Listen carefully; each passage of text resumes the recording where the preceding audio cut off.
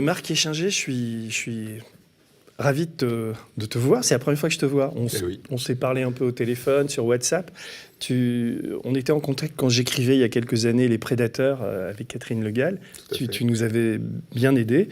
Et là, en fait, je viens de lire un livre. C'est la première fois que ça arrive. C'est un livre qui n'est pas encore paru. En fait, vous avez essayé de le faire paraître chez un certain nombre d'éditeurs. Voilà, on avait les avaloirs payés, tout était prêt, tout devait aller chez l'imprimeur. Et au dernier moment, il y a eu un petit problème. Ouais. On nous a dit que ça ne se ferait pas. Voilà. Alors je l'ai lu, ce manuscrit, il est là, tu vois, j'ai mis des encoches un peu partout parce que je vais t'interroger. Et je trouve ça vraiment, vraiment bien, quoi. C'est une histoire passionnante, c'est l'histoire de ta vie. Oui. C'est à la fois des enquêtes, on est dans un univers à la fois d'agents secrets, très, très... Tu reviens beaucoup sur des affaires financières, et puis l'arrière-plan, c'est la France-Afrique, c'est Uramine, c'est Areva, etc. Donc c'est absolument passionnant. Et je pense que nous, on va voir, on va en parler, mais moi je l'ai dit très bien aux médias, mais on en reparlera plus tard. Et ça s'appelle L'homme qui en savait beaucoup trop. Mais avant, je voudrais te présenter, parce que les gens te connaissent pas et tu gagnes à être connu. Donc, tu es né en 62. Je lis la petite note. Hein. Et pour les gens qui le veulent, il y a un très bon papier de toi. Moi, je t'ai découvert en lisant le journal Le Temps en Suisse, avec une jolie photo. Enfin, comment dire... donc, tu es né en 62, un bac B à 16 ans, donc tu étais assez précoce. Tu as voulu t'engager dans les commandos de marine, mais le recruteur, tu le racontes aussi dans le livre, t'a conseillé de faire des études et tu es devenu, enfin, tu as fait des études d'expert comptable. Tu as un diplôme d'expert comptable? Je ne suis pas inscrit à l'ordre des experts comptables, je n'ai jamais été inscrit à l'ordre, mais j'ai fait un BTS DECS à l'époque. Maintenant, ça a changé de nom, mais bon, bref, c'était la filière de l'expertise comptable. Et j'ai jamais exercé comme expert comptable, mais ça explique pourquoi je sais ce que c'est qu'un document de référence, je sais lire un bilan, beaucoup mieux que beaucoup, et voilà. Quoi, alors c'est marrant, la scène que tu racontes dans le bouquin, c'est quand le recruteur te voit et puis il te dit, putain, mais ce mec, il est pas assez con pour être militaire ou un truc comme ça. Oui, il se dit, ce gamin-là... il a du potentiel, mais pas pour ça, quoi. Ouais. Voilà. Et après, tu reviendras à l'armée, d'ailleurs, on va en parler, puisque tu fais ton service militaire dans les forces de gendarmerie mobile. En 86, là, tu décroches un peu, puisque tu es embauché comme trader à la BIAO, qui est la Banque de la France-Afrique. Puis tu es patron de salle de marché à la Mitsubishi Bank, oui, parce que tu connais bien le Japon en plus, et tu travailles à la BBL en Belgique. Officiellement, on dit de toi que tu es un enquêteur privé spécialisé dans le conseil aux entreprises dans les zones de conflit, et tu es spécialisé dans les enquêtes sur la grande criminalité, le blanchiment et la corruption. Donc on ne sait pas très bien à lire ça si tu es un agent secret. Voilà, alors, on va dire que j'ai une première partie de vie qui est une expertise financière. À l'époque, les années 86, c'était les Golden Boys, les gens qui faisaient du trading. J'avais une grosse capacité de frappe. À l'époque, la Mitsubishi Bank, elle était AAA. Donc on pouvait travailler jour et nuit comme on voulait, avec sans limite de montant, sur à peu près tous les produits qu'on trouve en salle des marchés à l'époque. Donc on se fait vite une réputation. Et moi, je suis un homme de combat. Donc quand ça travaille, quoi. Il n'y a pas de jour, de nuit, il n'y a pas de week-end. Voilà. Et donc la réputation, on l'a fait bien. Ça inclut aussi des voyages au Japon. À l'époque, j'ai publié un petit livre sur le système bancaire japonais, ce que personne ne comprenait, ce que personne n'avait capté en France et même à l'époque sur disons que l'Europe de l'Ouest. Et petit à petit, comme ça, on fait des deals de plus en plus gros. La banque Bruxelles-Lambert m'a fait confiance aussi pour diriger sa salle des marchés. Elle est devenue ING après. Ça a été aussi des grosses opérations. J'ai participé à l'attaque contre la Banque d'Angleterre, à l'attaque... Au moment de Soros, là. Voilà, avec le fonds Quantum, Meriwether... T'as gagné beaucoup d'argent, ce moment-là ? Oui, en fait, c'est idiot de dire ça. Et maintenant, avec le recul du temps, je me dis, mais j'étais vraiment un petit con à l'époque. Mais qui gagnait bien sa vie, beaucoup d'argent, ça m'a donné de la liberté, ça m'a permis de payer ma maison à l'époque, et voilà, et de bien vivre avec une vie très intense. Mais ça, on va en parler. Niveau intensité, tu fais assez fort quand même. C'est high level. Et tu vis en Suisse ?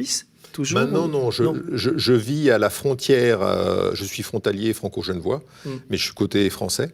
J'ai étudié en Suisse. J'ai fait un diplôme à l'université de Genève.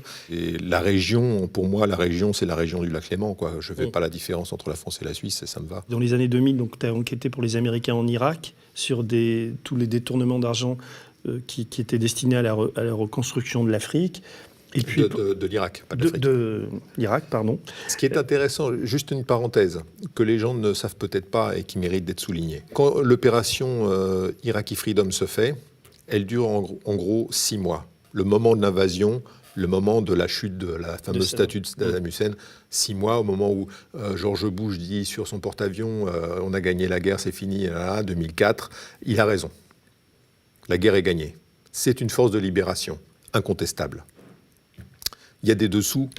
Pas très religieux. Il y a des dessous, comme dans tous les conflits. On s'y habitue. Et après arrive Paul Bremer, qui est gouverneur de l'Irak, comme une colonie. Et il dit, ben voilà, on va reconstruire l'Irak, on met des fonds américains, on en fait une colonie, quoi. C'était un peu ça. Et il y a un transfert de fonds, de billets cash, qui se fait de la Federal Reserve à New York à Bagdad, le plus gros transfert que la Fed n'ait jamais fait. En argent liquide, du cash, des billets de banque de $100. Énorme. Énorme. J'ai vu ce cash être balancé d'hélicoptères dans des sacs par terre et distribué par les Marines, et distribué même auprès de mafias locales. Quel était l'intérêt de faire ça? Pourquoi L'idée, c'était reconstruire vite. On accepte de dilapider du cash, on reconstruit vite pour gagner, toujours pareil, les esprits et les cœurs. Mais c'est-à-dire que l'argent était distribué à la population. Ah oui, puisque Saddam tombe, le dinar irakien ne vaut rien. Donc il faut substituer le dinar irakien, et donc on met du dollar à la place, on essaie de relancer l'économie pour éviter que ça tourne au vinaigre. Et toi, tu étais en bas? Et moi, j'étais là. Moi, j'y étais. Et... Non, mais je veux dire, tu étais dans l'avion ou tu étais... Non, j'étais en bas. J'étais en bas. D'accord. Mais ce qui est amusant, moi, j'étais intéressé par ces détournements de fonds, par toutes les filières mafieuses. Et il y a des mafias importantes à l'époque, notamment une mafia kurde. Et je rencontre un des patrons de la mafia. Le gars ne sait pas lire et écrire, mais par contre, il savait très bien compter. Redoutable. Et il me dit, tu vois, Marc, tu vois le papier là? Je vois. Eh ben, je vais leur prendre 30 millions. Je dis, tu sais, qu'est-ce que tu veux faire? On va faire une fausse clinique, on va construire un faux hôpital et on va leur... Voilà, t'as le nombre de chambres. Et il me sort un papier de gribouillage avec un bout de dessin fait à la main. Et je dis, bon, écoute, essaye, il n'y a pas de problème, mais ça va être difficile. Tu sais, quand même, les marines ne sont pas des imbéciles, c'est eux qui distribuent le cash, et ça, pas de problème. Peu de temps après, je le revois, alors, c'est fait. Ah oui, carrément. Et effectivement, il a posé une dalle en béton sur un sol, perdu au milieu de là, et c'est tout ce qu'il a fait. Et il a pris le cash. Ah oui, quand même. Voilà. Et c'est ça. Et tous les projets que Paul Bremer a lancés, partout sur l'Irak, ont échoué. Tous. Si on va aujourd'hui à Bagdad, l'université de Bagdad, c'était construit par les Anglais. Si on regarde le seul train qui avait aussi la ligne de train, ça a été construit par les Anglais du temps des colonies. D'accord. Tous les projets de reconstruction ont échoué. Parce que l'argent a été détourné, parce qu'il y a eu de la corruption. Et puis au bout d'un moment, quand Paul Bremer a eu la brillante idée de dire aux sunnites, ben voilà, tous les sunnites, ils ne peuvent pas faire partie de l'administration. S'ils ne peuvent pas faire partie du pays dans lequel ils ont vécu, simplement parce qu'ils sont sunnites et qu'ils n'avaient pas le choix que d'obéir à Saddam Hussein, ils ne peuvent que prendre les armes. Ils vont se battre pour vivre. Et c'est ça qui s'est passé. Le drame, le basculement, ça a été ça. C'est ce qui nous a conduits dans des années de guerre. Et toute cette guerre, comme la guerre en Afghanistan d'ailleurs, a été complètement pourrie par la corruption. C'est ça qu'il faut bien comprendre, c'est qu'en fait, c'est pas une animosité entre personnes. Le pétrole, on peut le mettre de côté aussi. Bien sûr, ça joue, mais on peut le mettre de côté. Mais à la base, le grand basculement de ces guerres-là, que ce soit l'Afghanistan ou l'Irak, c'est la corruption. C'est le fléau. Et D'ailleurs, j'ai mis dans la marge, tu vois, CIA, DGSE, parce que je me suis dit, quand on lit ce court CV, là, parce qu'on en est à la pré-introduction de ce dont on va parler après. Donc, tu vois, après, tu as travaillé pour la France, tu as enquêté sur les activités minières au Congo-Kinshasa. Tu bossais pour les services français. J'ai travaillé, alors pas comme fonctionnaire, mais comme contractant. Comme pigiste pour la DGSE. Voilà, comme pigiste. Et tu travailles, à un moment dans le bouquin, tu parles de tes rapports avec le FBI et la CIA aussi, tu as bossé un peu pour eux. En fait, ce qu'il faut bien voir, sur une zone de conflit, on obtient des informations dans la douleur. C'est toujours dur, c'est toujours beaucoup de risques. On en prend pour nous, on en prend pour les gens avec lesquels on est, avec lesquels qui vont nous exfiltrer, etc. Bon. Si on s'amuse à faire tous ces efforts pour donner l'information à quelqu'un qui n'en fera rien, qui va s'asseoir dessus ou qui va dire « Ah chef, j'ai eu les informations » et puis point final. C'est idiot. Donc ma philosophie, c'est de dire, voilà, il y a ces informations-là, il y a des gens qui peuvent les utiliser. Il y en a qui peuvent les avoir si ça les amuse, mais il y a des gens qui peuvent les utiliser et qui peuvent résoudre le problème. Ces gens-là sont légitimes pour avoir l'information. Que ça soit, si c'est le MI6 qui a un intérêt, dans le Nord Kivu, quand j'étais dans le Nord Kivu, j'y suis allé parce que le Nord Kivu, c'est une des zones les plus riches de la planète sur le plan minier. Il y a plus d'or dans la ceinture du Kilomoto que dans toute l'Afrique du Sud. Il y a aussi le coltan pour les téléphones portables. Il y a toute cette misère minière qui génère guerre sur guerre, viol sur viol dans le Nord Kivu. Donc l'idée, c'était de dire, voilà, comment on peut faire pour qu'il y ait l'exploitation minière artisanale qui permette à des gens de vivre, comme c'est le cas, mais qu'après, ces minerais soient versés dans un réseau propre. Et donc pour ça, ça ne peut pas se faire qu'avec un seul pays. On se connaît mal, mais enfin, ce qui ressort de tout ça, c'est que tu as quand même une éthique. Je veux dire, toute ta vie est... Je suis un homme de combat. Peut-être parce que j'ai fait mon argent et que je ne suis pas accro à l'argent, mais il n'y a que le combat qui m'intéresse. Sinon, tu t'emmerdes. Sinon, je m'ennuie. Et je veux dire, 1 million d'euros de plus ou de moins ne me changera rien à ma vie. Si tu veux les donner aux médias, moi je les prends. Et voilà, je comprends qu'il y en a qui ont besoin, mais moi ça ne m'intéresse pas. C'est aussi pour ça que les gens considèrent que je ne suis pas corruptible, entre guillemets, ou peu corruptible, et que j'ai une écoute. Et à chaque fois que j'ai donné des informations, je n'ai jamais demandé de retour. Dis-moi, il y a une question que je me pose, c'est, tu sais, quand on fait une émission comme Tout peut arriver, là, on met le nom de l'invité et on le présente en dessous, en quelques lignes. Et comment on dit pour toi? On dit Marc Échinger. On dit quoi? Ton enquêteur. Non, c'est un peu cheap. Enquêteur. C'est un peu cheap. Ex-agent, non? Ou agent? Qu'est-ce qu'on met? Est-ce qu'on peut mettre officier de renseignement, agent peut-être Officier de renseignement, c'est pas mal. Voilà. Et puis aujourd'hui, quoi, t'es plutôt écrivain, en tout cas journaliste un peu? Journaliste, non, parce que j'ai pas de carte de presse, mais aujourd'hui, j'ai envie de témoigner, quoi. Ouais, j'ai envie de témoigner, j'ai envie de passer le flambeau, parce que je suis plus tout jeune. Je pense qu'il y a des jeunes qu'il faut former. Et en tout cas, il faut qu'ils comprennent que leur avenir, il se joue en ce moment dans des pays où malheureusement on bascule de plus en plus dans la corruption. On va dire officier de renseignement. Et donc oui, alors le moment de choix, parce qu'on va rentrer dans le dur là un peu, c'est que en février 2010, l'amiral Thierry Darbonneau, qui est le patron à l'époque des forces navales stratégiques, et qui est le directeur. En fait, c'est l'amiral Darbonneau, qui est maintenant décédé malheureusement. Il était patron de la force nucléaire française. Il commandait les sous-marins nucléaires français. Voilà. Et donc, il m'appelle pour me parler d'Areva, puisqu'il était directeur de la sécurité d'Areva. C'est quelqu'un qui était... Attends, excuse-moi. Après son boulot, il était retraité... retraité de la marine. Et il est devenu directeur de la sécurité d'Areva. Voilà. Et à ce moment-là, donc, il te commande un rapport... Sur quoi? Sur les acquisitions que faisait Areva? C'était un peu le rôle c'était un peu Daniel Wouters, qui était un des personnages qu'on retrouve, et le rôle qu'il pouvait jouer, parce qu'il avait plusieurs casquettes minières, c'était un peu particulier, et le rôle qu'il pouvait jouer dans l'affaire Uramine, ce qu'il n'appelait même pas encore l'affaire Uramine. Ça ne s'appelait pas l'affaire Uramine. Voilà. C'était un moment Et il m'a dit, on a fait une opération J'y comprends rien. Et Wouters, il était quoi? Il était chargé d'acheter des mines pour Areva. Il était chargé de construire un portefeuille minier pour Areva. Ouais. Et donc ce colonel, cet amiral, te demande un rapport. Ouais. Donc toi, tu vas y travailler. Tu lui remets le rapport en avril 2010. Et ta conclusion sur les acquisitions d'Areva, c'est que c'est une escroquerie. Et donc, tu recommandes à ce moment-là de ne pas introduire en bourse ces activités minières. Et à ce moment-là, donc tu rends le rapport, tu pars en mission en Afrique, faire autre chose. Mais enfin, tu as toujours ce truc en tête. Et c'est à ce moment-là, d'ailleurs, que tu intègres que tu vas travailler pour retrouver cet agent qui s'appelle Bob Levinson, qui a été disparu. Et tu vas travailler avec les Américains pour le retrouver. Entre-temps, tu travailles un petit peu sur l'affaire Kerviel, enfin tu veux bosser là-dessus, mais tu ne vas pas pouvoir travailler autant que tu pourrais parce que tu vas être dénoncé par Lauvergeon, par Anne Lauvergeon.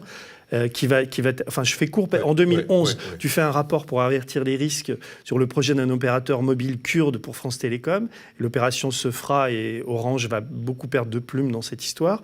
Et en décembre 2011, Anne Lauvergeon, pour se tirer des ennuis dans lesquels elle est, parce qu'elle est remplacée à ce moment-là par Oursel à la tête d'Areva, elle va te dénoncer. Elle va dire: je sais qui est le type qui est à l'origine de ma destitution, entre guillemets. Il s'appelle Marc Échinger, c'est un type qui travaille pour les services, et elle lâche ton nom au chien, comme tu dis. Ouais, voilà. Et toi, en fait, il y a un avant et un après à ce moment-là. Je ne suis même pas sûr qu'elle sache à qui elle a affaire, dans la mesure où elle demande à quelqu'un de prendre des photos de mon domicile. Elle me met ces photos dans la procédure juridique, puisqu'elle me fait un procès en diffamation qu'elle perdra. Et elle ne fera même pas appel. Je crois qu'elle fait appel, elle retire. Ouais. Oui, parce que je lui envoie d'autres documents compromettants pour elle. Ah ben, t'envoies du lourd sur Lauvergeon. Voilà. En fait, tu l'as fait tomber. T'es l'homme qui a fait tomber Lauvergeon. Non, mais sans frime. C'est quand même, si tu n'avais pas fait ce boulot-là, elle serait peut-être toujours en poste. Et son mari aussi. On va parler de ce couple quand même. Il y a un truc où je te rejoins, c'est que les Français, parce qu'on a parlé d'Uramine, d'Areva, etc., mais ne mesurent pas à quel point ce scandale est un immense scandale dont personne... Alors on peut dire que c'est 4 milliards, on peut aligner tous les chiffres, mais il y a eu des tas de papiers qui ont été faits, mais personne n'a quantifié, n'a mesuré l'ampleur incroyable de ce scandale. C'est l'affaire Elf multipliée par 50. On peut le voir sur le plan financier, mais il faut le voir sur le plan humain. C'est plus intéressant. L'angle humain. 2004, 72 000 employés chez Areva. 2010, au moment où, en fait, 2010, on sait que la boîte est morte. C'est déjà fini en 2010. 45 000 employés. 2018, enfin, le sauvetage, là, bon, voilà. On est sur le pouillème de 20 000 personnes. Sans parler des sous-traitants. Voilà, le drame, c'est ça. Le drame humain, c'est ça. La Cour des comptes va dire, ça nous a coûté 10 milliards. Bruno Le Maire, il va hurler au scandale. OK. Je veux bien qu'on hurle au scandale et tout ça. Mais il y avait déjà une Cour des comptes avant. Elle n'a rien fait. Oui, non, mais là, c'est quand même... Oui. Là, on est dans ce système français où tout est lié, la peur de déplaire. Enfin, on n'arrive pas à comprendre aussi pourquoi on l'a laissé faire. Pourquoi... Enfin, moi qui ai un peu travaillé sur le sujet, j'étais édifié de voir comment... mais on y viendra, parce qu'il y a une explication à tout ça. C'est comment des multimilliardaires arrivent à phagocyter les États, à rentrer à l'intérieur des services publics, de la Caisse des dépôts ou autres, pour mettre en place un système dans le système qui épuise et qui puise dans l'argent public. En fait, on se rend compte que dans le portefeuille de l'APE, l'APE, c'est l'Agence des participations de l'État. Il y a France Télécom à l'époque, il y a Areva, il y a d'autres sociétés comme ça, l'aéroport de Paris, des choses comme ça, dans lesquelles l'État a des parts. Et on se rend compte que là, c'est la porte ouverte à des gens qui vont venir piocher dans la caisse. Alors, tu parlais de Le Maire. J'espère qu'on va retrouver l'archive, puisque ça s'est passé au Sénat le 22 juillet 2017. Je l'ai, l'archive. Oui, on va la mettre. Je voudrais profiter de la présence de cette noble assemblée pour vous dire à quel point la gestion d'Areva, depuis quelques années, avant que ce soit repris en main par M. Devarin, qui fait un excellent travail, est un véritable scandale républicain. Ça n'est même pas de l'impéritie ou de la mauvaise gestion, c'est de la dissimulation systématique. Et je trouve cela proprement révoltant. Pour que le maire, qui est quand même la mesure fait homme, et qui est quand même un gros timide et qui mesure tous ces mots, puisse dire ça, c'est que vraiment il y a du lourd dans cette affaire, quoi. Je voudrais qu'on parle de Lauvergeon assez vite, parce que c'est ce que je te disais tout à l'heure, t'écris dans ton bouquin, alors elle m'attaque, elle balance mon nom à la presse et se moque de mon CV en me présentant comme un petit analyste financier incompétent en matière de mines et d'uranium. A-t-elle qualifié mon rapport de torchon? Peut-être pas, mais c'est ce qui ressortait de tous ses propos. Elle fait ça en conférence de presse, donc il n'y a pas de moyen de défense. Elle ne m'a pas invité elle à cite ton nom. Voilà. Elle ne m'a pas invité à participer à quoi que ce soit. Et c'est aussi à ce moment-là que moi j'ai une famille, j'ai des enfants qui se rendent compte que ce que je leur raconte, c'est pas tout à fait ce que je fais dans la vie, parce qu'évidemment je mets un mur entre ce que je fais réellement et pour pas les inquiéter et la réalité. Et donc il faut leur expliquer. Et ça devient difficile, quoi. C'est une période difficile. Tu te décris en quelques lignes, tu dis... qui peut croire que le responsable de la sécurité d'une grande entreprise publique, tête de pont de l'industrie nucléaire nationale, ait pu demander à n'importe qui un rapport sur un risque interne majeur? Areva, c'est la France. Quand un tel cas se présente, l'entreprise se tourne vers ses interlocuteurs habituels, ceux qu'on appelle en langage châtié les services, pour leur demander s'ils n'ont pas sous la main un spécialiste capable de démêler les chevaux. J'étais ce spécialiste. Une première vie dans la haute finance internationale, une deuxième aux quatre coins du monde, au service de la France et d'autres pays occidentaux, pour remonter les pistes de la grande criminalité internationale. Donc avec Areva et avec Lauvergeon, on est dans une affaire de grande criminalité internationale. Ah oui, c'est sans doute la plus grosse affaire de corruption de la Ve République, du moins organisée par un État, par quelques personnes à l'intérieur d'un État qui vont aller corrompre d'autres gouvernements comme ça. Peut-être que dans l'industrie de l'armement, il y a la corruption dans l'industrie de l'armement, elle est régulière, mais ça, c'est une habitude et ça fait pas autant de dégâts. Là, il y a eu un effort particulier, on va dire, pour construire une caisse noire qui a servi à corrompre différents pays. Alors, pour résumer, enfin, c'est à la fin de ton introduction, tu dis, ce qui me choque le plus, c'est que ce ne sont pas les protagonistes de ce mauvais feuilleton industriel qui paieront l'addition, une addition très très salée, la gestion d'Anne Lauvergeon, largement poursuivie par ses successeurs, vient de nous coûter collectivement 4,5 milliards d'euros. L'ardoise de la recapitalisation de la société réalisée en 2017 par l'État français. Et j'aime bien, enfin, ta dernière phrase, ça te définit assez bien. Tu dis « Je n'aurais jamais dû quitter l'ombre qui me permettait d'agir, mais maintenant que je suis dans la lumière, j'ai plus de raison de me taire. » C'est-à-dire, c'est pour ça que tu es là aujourd'hui. Oui. C'est assez rare de rencontrer quelqu'un comme toi qui, comment dire, chaque chose que tu dis est fondée sur du vécu, sur des documents. Tu es très informé et c'est ton monde. Tu as beaucoup travaillé là-dessus, quoi. Et donc, quand tu dis 4,5 milliards, quand tu dis immense scandale de corruption, c'est fondé sur ton travail. C'est parfaitement fondé. Tous les documents ont été donnés à la brigade financière qui a eu la priorité sur tout ce que j'ai fait.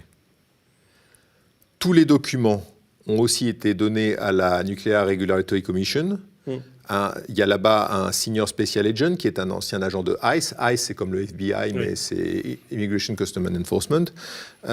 Et donc cet agent a absolument tout, jusqu'à nos jours, parce que ça a continué. Bah justement, je voudrais qu'on resitue dans le temps.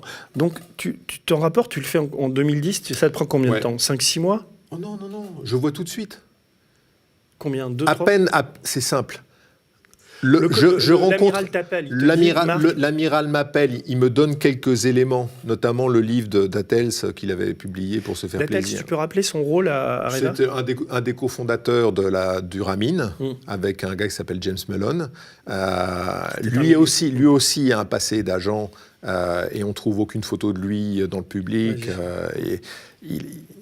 Il rappelle des agents de notoriété publique et il a monté, c'est sa seule affaire, l'affaire Uramin. Après, le reste, il a géré un peu sa fortune et tout ça. Donc Uramin, pour résumer, c'est comment Areva, qui était en quête d'uranium, achète des mines un peu partout, enfin dans plusieurs pays africains.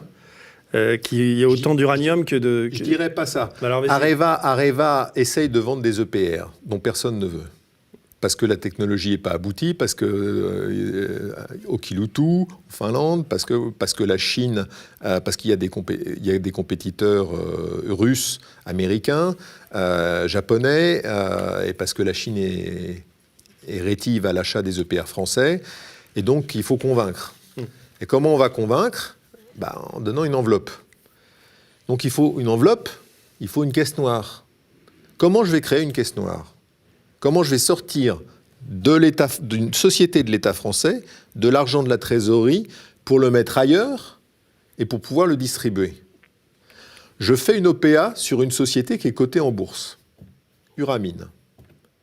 Je m'arrange avec les actionnaires pour la valoriser, le prix qu'il faut pour faire ma caisse noire.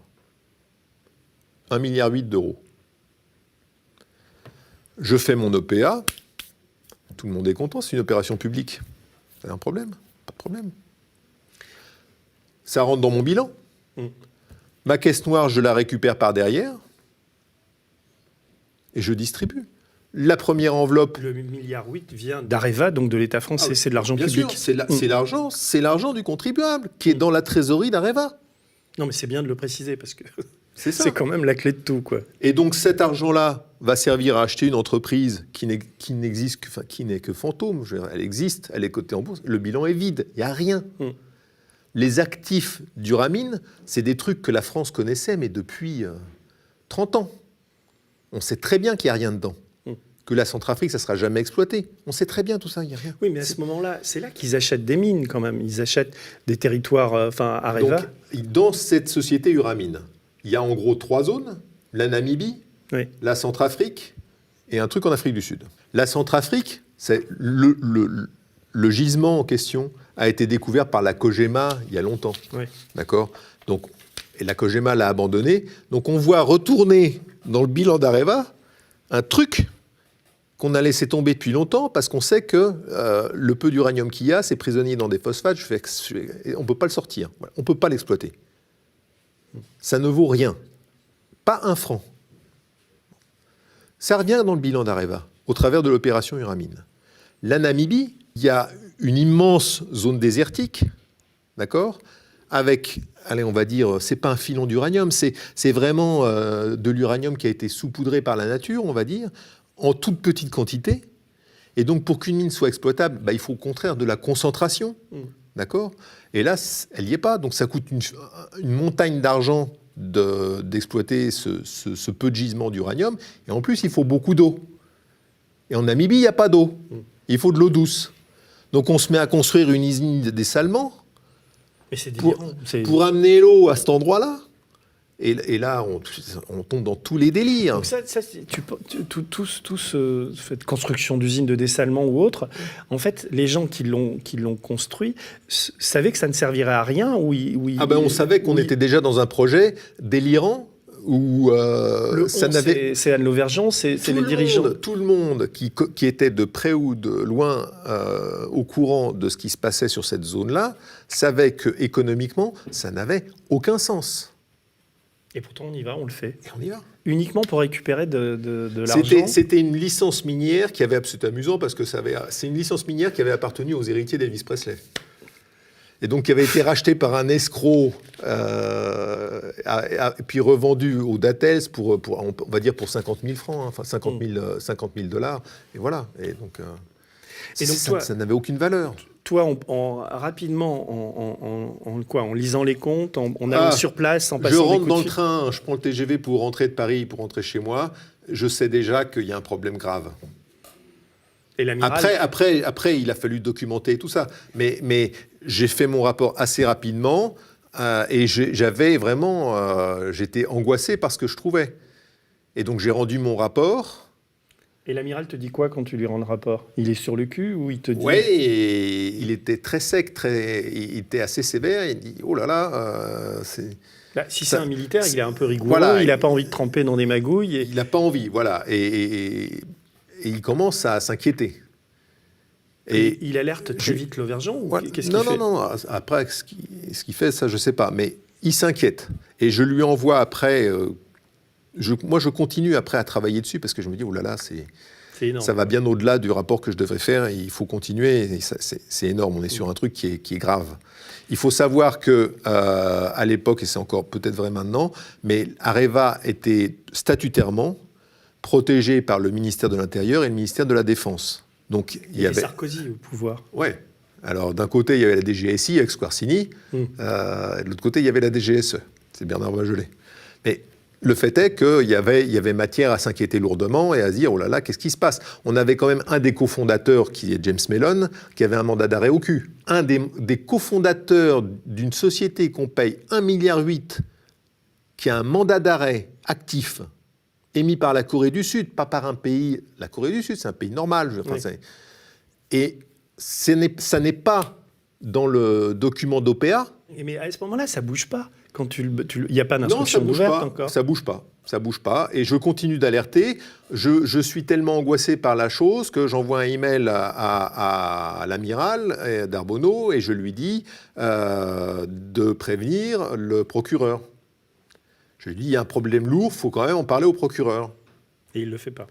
Et après, moi, je pars ailleurs. Non, mais tu sais qu'il ne le fait pas. Voilà, alors il ne le fait pas. Ouais. Et ça remonte... Et j'ai compris pourquoi il ne pouvait pas le faire, en fait. Alors ? Parce que à l'époque c'était délicat et que ça touchait aux intérêts de la France, ça pouvait déstabiliser. Et puis l'opération avait été montée à haut niveau et donc de toute façon ça serait pas passé comme ça.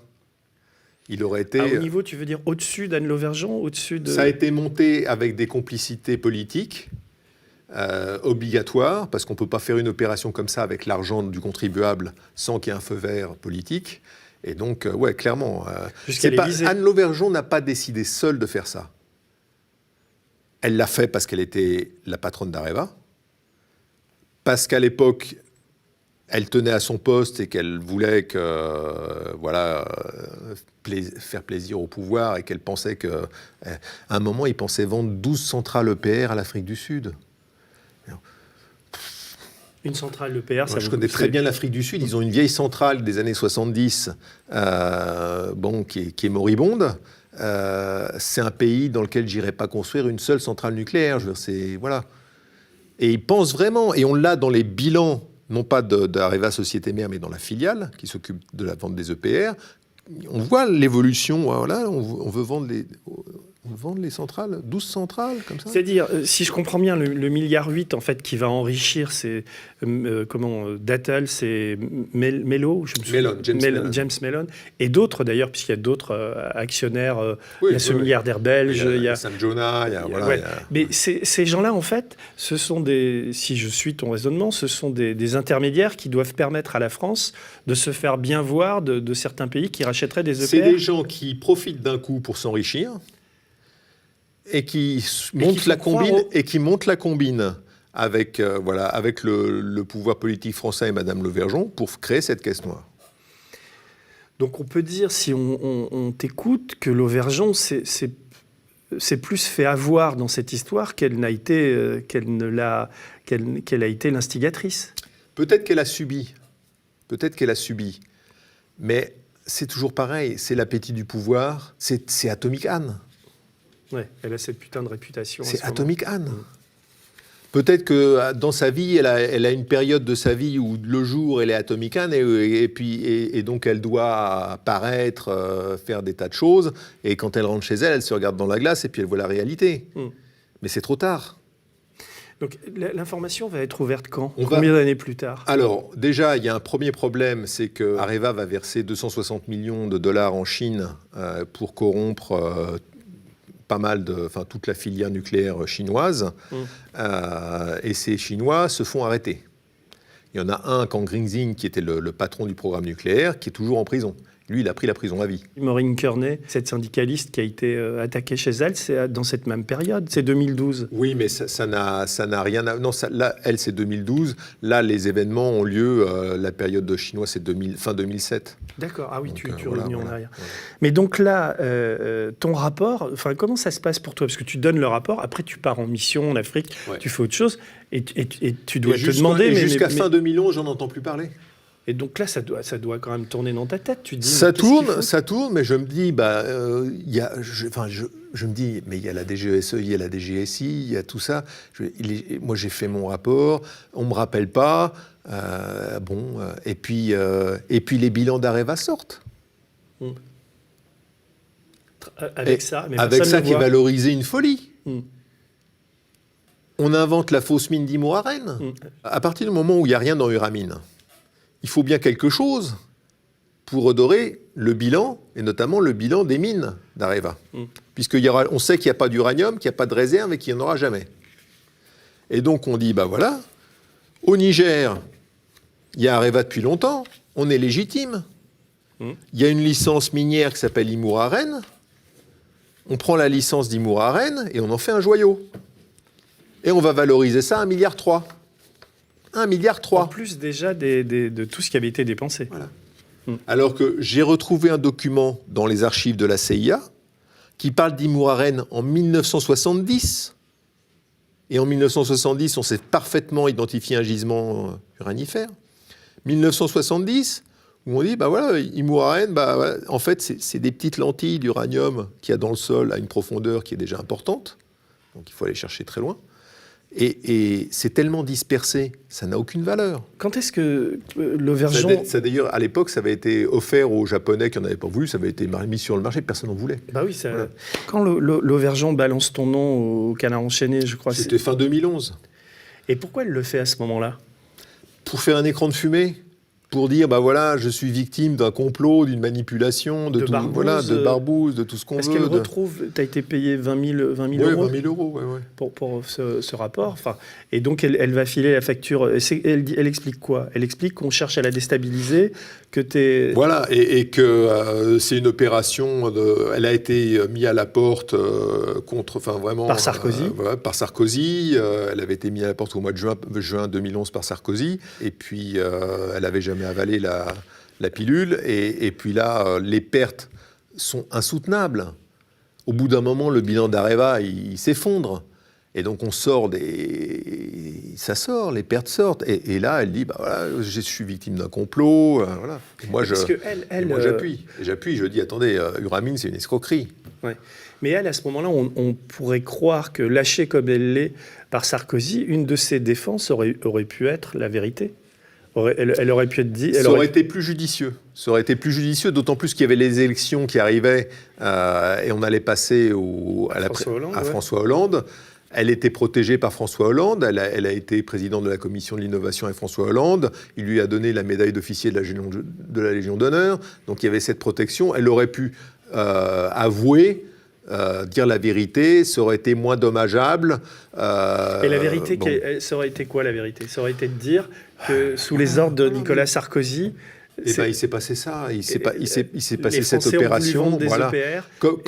Comme on voit récemment que Airbus corrompait tout le monde pour pouvoir vendre des avions, Areva fait la même chose pour vendre des EPR. Bon. Le réacteur EPR est un réacteur de génération 3+, qui allie un très haut niveau de sûreté et de sécurité et un rendement supérieur aux modèles antérieurs. Avec une puissance de 1650 MW, il est le plus puissant réacteur nucléaire de la gamme proposée par Areva. Dont acte, raison d'État. Tiens, j'ouvre une toute petite parenthèse. Tu as vu ce qu'on a sorti aux médias sur Aéroport de Paris, la caisse noire d'Aéroport de Paris. T'as pas vu ça ? Donc ça ne me surprend pas. Non, parce qu'on se demandait à quoi avait servi cette caisse noire, quoi. Comme tu parlais d'Airbus, dont t'as pas de... Mais comment Aéroport de Paris est entré en Turquie ? Dis-moi. À un moment donné, Aéroport de Paris fait une opération sur l'aéroport d'Istanbul, fait un partenariat, prend une participation importante dans l'aéroport d'Istanbul. Et accessoirement, elle investit 50 millions de dollars dans une boîte de construction, dont le bilan est particulièrement brillant. Et donc, oui. Donc on se dit, mais tiens, qu'est-ce que c'est ? Alors tu vois, C'est la vie. j'ouvre cette parenthèse sur aéroport, après je reviens là-dessus, parce que je suis quand même assez furieux par la gestion médiatique et politique de ce dossier. Donc nous, grâce à Marc Andevel, on sort quand même l'histoire d'une perquisition sur une filiale d'aéroport de Paris avec une vraie caisse noire, avec beaucoup d'argent et tout, qui devrait mettre à mal la privatisation d'aéroports de Paris, ou au moins l'ouverture d'une information, puisqu'on n'est pas non plus poursuivi en diffamation pour avoir écrit ça, et il ne se passe rien. Oui. Et ça ne bouge pas, et la presse reprend timidement, quoi. Et donc... D'abord, c'est difficile à comprendre pour beaucoup de gens. C'est l'État. L'État a du mal à admettre ses problèmes de corruption. C'est pas rentré dans les mœurs. Aujourd'hui, si on a un problème de corruption, il y a 2 recours. Le Bribery Act en Angleterre et le FCPA, le Foreign Corrupt Protection Act. Tu peux expliquer ça, les deux? Alors, c'est la loi anticorruption américaine qui a une portée extraterritoriale qui peut s'appliquer à des boîtes comme Airbus, Areva, etc. Et aéroport de Paris. Et aéroports de Paris, Oui, parce qu'ils ont sous réserve qu'il y ait des éléments qui... l'usage du dollar, il faut quand même pas mal d'éléments. Une présence sur le sol américain? Oui, une présence sur le sol américain, des levées de fonds aux États-Unis, une cotation en bourse aux États-Unis. Mais je crois qu'aéroport de Paris est dans la ligne de mire, là. C'est possible. En tout cas, il faut beaucoup d'éléments. Il ne faut pas croire que c'est facile. Et donc, si on a un problème... On regarde, est-ce que c'est éligible au FCPA ou au Bribery Act? Et à ce moment, les 2 lois ont une portée extraterritoriale et on peut obtenir de l'aide. Alors, si on va en France... Ben c'est ça le paradoxe, c'est-à-dire qu'en France, on n'y arrive plus, quoi. Voilà, on n'y arrive pas. Alors, c'est un petit peu mieux parce que sous François Hollande, on a créé le parquet financier, mais on ne l'a pas doté de moyens. C'est toute la subtilité du politique français, c'est je le crée pour l'image de marque et pour dire je suis un grand président, mais je donne 4 millions d'euros de budget. Oui, tu le dis dans le bouquin. C'est hallucinant, c'est même pas ce qu'il y a le budget. Même en Roumanie, il y a 5 fois plus. Hein. Donc, c'est incompréhensible. Et puis, on choisit des gens... Pas très compétents parfois. Non, si, parce qu'ils mettent... Les juges d'instruction ont 30 dossiers à gérer en moyenne. D'accord, en même temps. C'est compliqué, c'est très lourd, et ils ont la pression du politique. Quand j'ai sorti l'affaire Osra, avec Thierry Gadot, qui a fait l'article dans Capital, auparavant, j'avais prévenu la brigade financière, j'avais instruit le dossier auprès de la brigade financière. On a prévenu le parquet, Madame Houlette. Elle avait tout. Et ah ben non, attendez, Édouard Philippe était chez Areva et avant il était chez Debevoise & Clinton, qui est le cabinet juridique de Madame Clinton. Oula, donc on sort pas. C'est toujours pas sorti. Et donc on sort. Tu peux expliquer, parce que maintenant tu parles d'Osra. Alors l'affaire Osra, c'est intéressant pour ceux qui nous regardent, parce que si vous voyez que Al Gore se présente pas aux élections présidentielles, c'est lié aussi à l'affaire Osra. Voilà, vous pouvez regarder, il y a des gens qui voulaient que Al Gore... C'est-à-dire quoi, Osra? C'est les initiales Osra, c'est une société qu'Areva a achetée et qui appartenait à Al Gore et dans laquelle John Kerry aussi avait des intérêts indirectement, qui était une société, disons, on va dire, très proche du clan de l'administration Obama. Voilà. Et donc, il paye cette société de mémoire 200 millions, quelque chose comme ça. Et ça vaut 0. C'est une société. Elle fait faillite. C'est pas une mine d'uranium. Non. Elle fait industrie solaire, production d'énergie solaire. Ah oui. Et ce qui est intéressant, c'est que Olivier Frick, le mari va prendre 5% avec des amis à lui de cette société. Donc là aussi, le mari de la patronne investit dans une société qui est à 100% Areva. C'est Space. Mais il est mis en examen, il faut dire. Alors, pas pour Osra. Non. Mais moi, j'ai un mail de monsieur Olivier Frick dans lequel il dit, mais voilà, mais donnez-moi la trésorerie, vous allez voir, je vais vous la gérer, ça vous coûtera 2%. Et tout ça. C'est quoi? Et là, mais le fait est, c'est qu'on a payé l'administration américaine pour avoir des avantages de sa part, notamment un gros contrat en Caroline du Sud. Et tout ça est aux mains de la NRC, la Nuclear Regulatory Commission, l'autorité de régulation américaine. Tout ça est arrivé sur le bureau du ministre de la Défense américain à une époque. Et je sais sous que... Obama ou sous Non, Trump? sous Trump. Et donc, le contenu, personne le conteste. Tout est bien argumenté, tout est bien étayé, y compris avec des vidéos. Il n'y a aucun souci. Je peux en parler. Je souhaite avoir un procès en diffamation. Parce qu'au moins, je pourrais l'étaler au grand jour. Et là, voilà. Donc, Et là, au parquet national financier, ça bouge toujours pas, même si vous l'êtes parti. Voilà, il n'y a pas d'instruction possible. Voilà.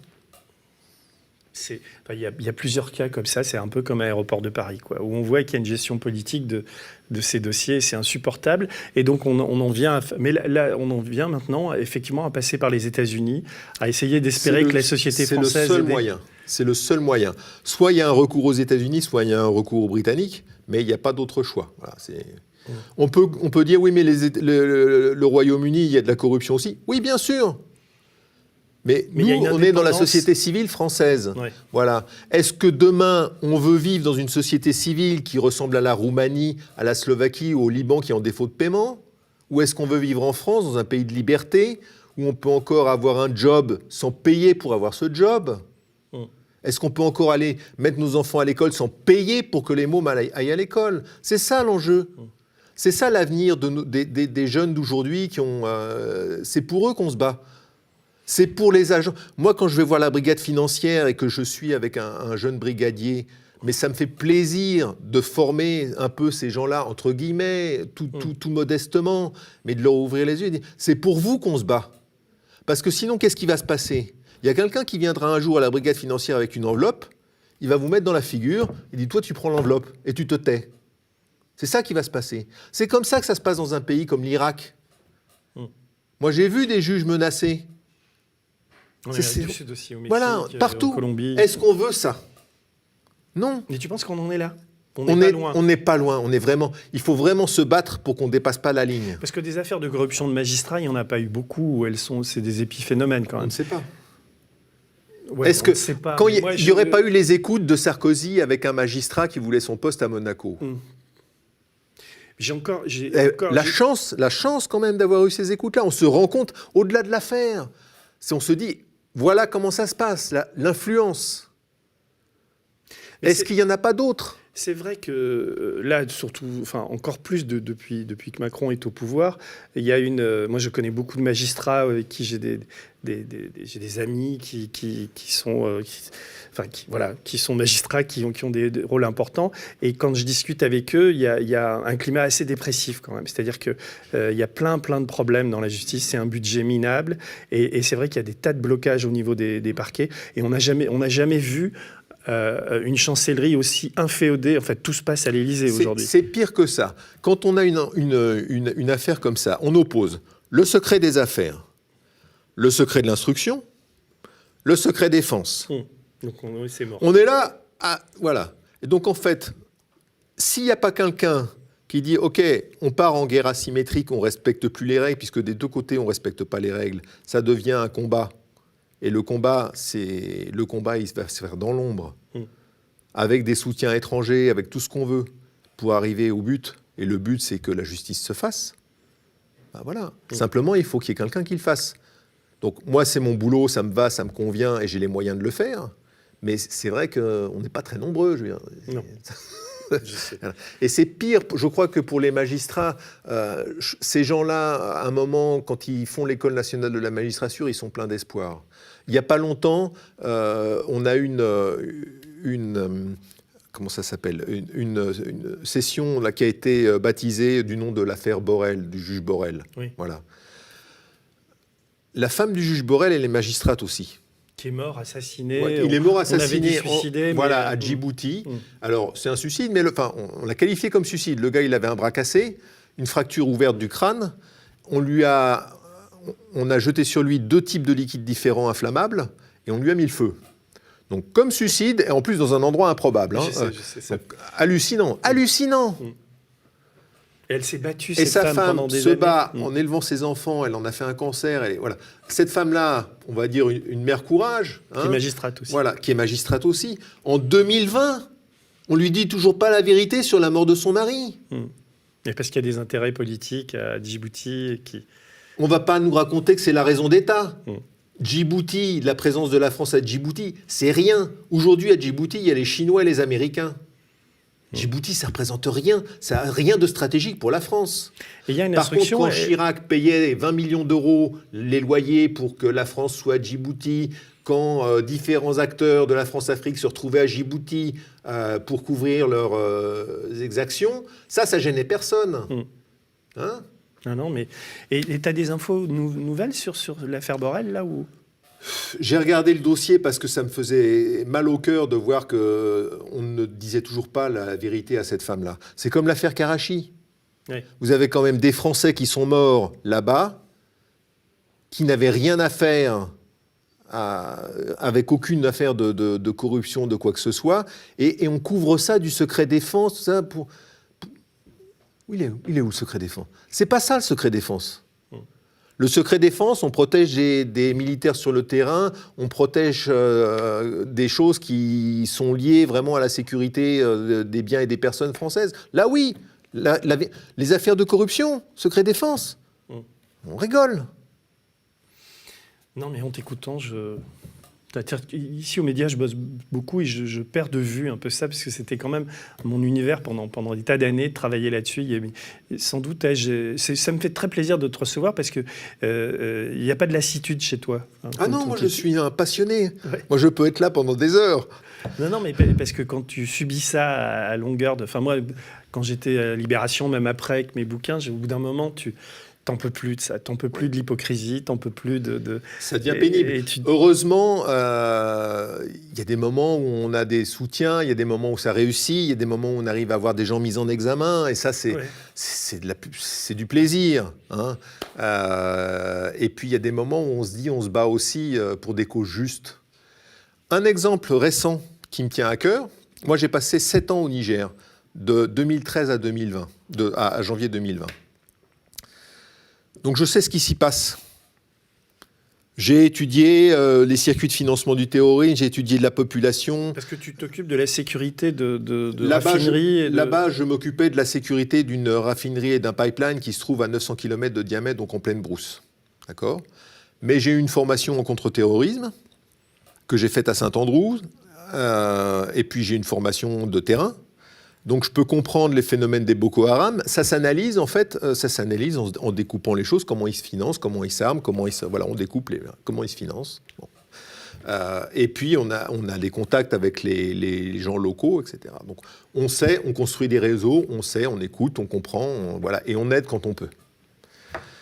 Et on protège ce qui peut produire quelque chose de valable pour l'économie. C'est ça le but du jeu. De 2016 à 2019, le ministre de la Défense, Kalla Moutari, que je connais, que j'ai rencontré, a détourné des fonds avec d'autres membres du gouvernement nigérien. Des fonds du budget de la défense. On parle d'opérations de contrats fictifs, de surfacturation. Il a acheté des hélicoptères russes. Alors que nous, on a l'opération Barkhane, que le contribuable français, il paye entre 600 et 700 millions d'euros par an pour Barkhane. On les a laissés faire ces contrats fictifs, acheter des hélicoptères russes. Ça a duré 3 ans. De quand à quand, ça ? De 2016 à fin 2019. Et pourquoi ? Et là-dedans, on retrouve des acteurs qu'on connaît, qui sont parfaitement fichés en France. Des acteurs africains ou des acteurs français ? Des acteurs africains, Petit Boubé, alias Aboubacar, Ima, alias Style Féroce, il est parfaitement fiché en France, il est parfaitement connu, il est parfaitement connu au Nigeria. Et ce sont qui, ces gens-là ? Eh ben, c'est un des grands bénéficiaires des contrats qui ont été découverts par une commission qui a travaillé sur ce sujet de détournement de fonds et qui a fait ses rapports récents. Et donc, on s'aperçoit que les fonds de la défense nigériens ont été détournés. Alors, à Niamey, il y a la DRSD, la DGSE, le Quai d'Orsay, des attachés défense, il y a des officiers français, il y a du monde. Il y a l'opération Barkhane. Il y a du monde à l'aéroport, il y a du monde dans l'ambassade, il y a du monde au ministère de la Défense nigérien. Et on va me faire croire que pendant 3 ans, ces gens-là n'ont rien vu. Ils n'ont pas fait un seul rapport. Madame Parly, elle est au courant de rien. Pendant 3 ans, le budget de la défense nigérien a été détourné et Madame Parly, elle n'a rien vu, elle n'a rien lu. Elle n'a pas eu un rapport. Et là, maintenant que ça sort dans la presse nigérienne, J'ai vu, oui. on l'entend pas. Elle dit rien. Est-ce qu'il y a un député en France qui peut poser une question au gouvernement pour demander à Madame Parly ce qu'elle en pense? Mais c'est quoi ton hypothèse? Les enveloppes encore? C'est incompréhensible. Ces deux types dont tu parles, qui sont bénéficiaires, c'est quoi leur statut? Ce sont des chefs d'entreprise là-bas ou ce sont Alors, des... Petit Boubé, c'est quelqu'un qui a fait fortune, disons, sans le diffamer, mais Qui a fait fortune. qui a fait fortune. On va rester On dit de lui qu'il est propriétaire de plus d'une centaine de maisons à Niamey, peut-être 200, bon voilà. dans l'immobilier, on va dire. Voilà, Et l'autre? l'immobilier. Il y a Assoumi Massouadou, qui était ministre des Finances à l'époque des détournements de fonds, donc qui a signé les chèques du Trésor. Hein. Lui, il est impliqué dans l'Uranium Gate. Donc on le connaît déjà au travers de l'Uranium Gate. Hein. Il est archi connu. C'est pour ça son nom. Voilà. Donc, Jamais convoqué par les juges en France. non, mais ça signifie que oui, il y a des rétrocommissions forcément qui reviennent. Je veux dire, il n'y a pas d'autre explication que ça. Alors, dans l'Uranium Gate, ce qui est intéressant, c'est que moi, j'ai la liste de tous les bénéficiaires. Il y a 2 parties dans l'Uranium Gate. Il y a 100 millions et puis à peu près 25 millions d'euros, bon, pour faire simple, de commissions qui ont été réparties. Dans cette vingtaine de millions d'euros de commissions qui ont été réparties, moi, j'ai les noms. J'ai les noms, j'ai tous les montants. Tu les as donnés Bien sûr, et il ne se passe rien. il ne se passe pas grand-chose. Alors, ce qui est amusant, c'est qu'on voit une ligne, il y a marqué Bussy International, 500 000 euros. C'est quoi, Bussy? Et alors, Bussy International, c'est des anciens de la DGSE, et il y a même le préfet Chambon avec eux. Jean-Louis Chambon, ancien préfet. Ils ont peut-être bossé, vraiment, non? Alors, C'est une question. oui, mais ce qui se passe, c'est que c'est une opération particulièrement illégale. Donc, c'est blanchiment, détournement de fonds, tout ce qu'on veut. Là aussi, mais j'attends le procès en diffamation, surtout. Alors, ce qui est intéressant, c'est qu'il y a non seulement il y a 500 000 euros, mais il y a marqué deuxième facture. Donc, c'est pas le seul montant. Moi, je sens qu'on va avoir des emmerdes avec cette émission, mais tant pis. Hein. Voilà. Alors, je vais te lire là, parce que je ne suis qu'au chapitre 2 d'un bouquin qui en compte 15, donc je pense qu'on va y passer la nuit. Mais bon, non, mais c'est passionnant. Alors, tu écris, j'aime bien cette phrase, c'est le début de ton chapitre 2. Tu écris « Souvenez-vous, nous jouons aux cartes avec le diable. Vous pensez que vous avez un atout, maître, un ami fidèle qui peut faire durer la partie, un équipier en qui vous avez confiance. Seulement voilà, au gré des ans et de l'actualité, le diable aime changer les règles du jeu à sa convenance. Sans appel, l'atout devient un 2 de pique, une poisse à l'état pur. Vous perdez la main et les événements se déchaînent autour de vous. Dans ces moments-là, tout ce qui vous empêche de tomber dans le chaudron est bienvenu. C'est là où tu démarres tes aventures africaines. Tu peux expliquer pourquoi tu écris ça? Un agent, il n'est jamais seul. Un agent, il a toujours un officier traitant. Peu importe le pays, c'est toujours comme ça que ça se passe. Il y a toujours quelqu'un qui fait un suivi, toujours quelqu'un qui va surveiller, toujours quelqu'un qui va diriger et rendre compte. Le rapport entre un agent et un officier traitant, c'est le même rapport, je dirais, qu'entre un cheval de course et son jockey. Le cheval, il a envie de bourrer. Il a envie d'avancer dans tous les sens. Il a le feu sacré, d'accord ? Le jockey, il l'oriente. Son rôle, c'est de le guider et de tirer sur les rênes quand il faut ou de le laisser partir. Toi, tu as toujours été cheval de course ou tu as été jockey des fois? Moi, j'ai toujours été cheval. En fait, moi, j'ai monté des réseaux aussi. Simplement, c'était des réseaux qui étaient tellement... Les gens étaient tellement éloignés de moi que je ne pouvais pas les gérer comme ça.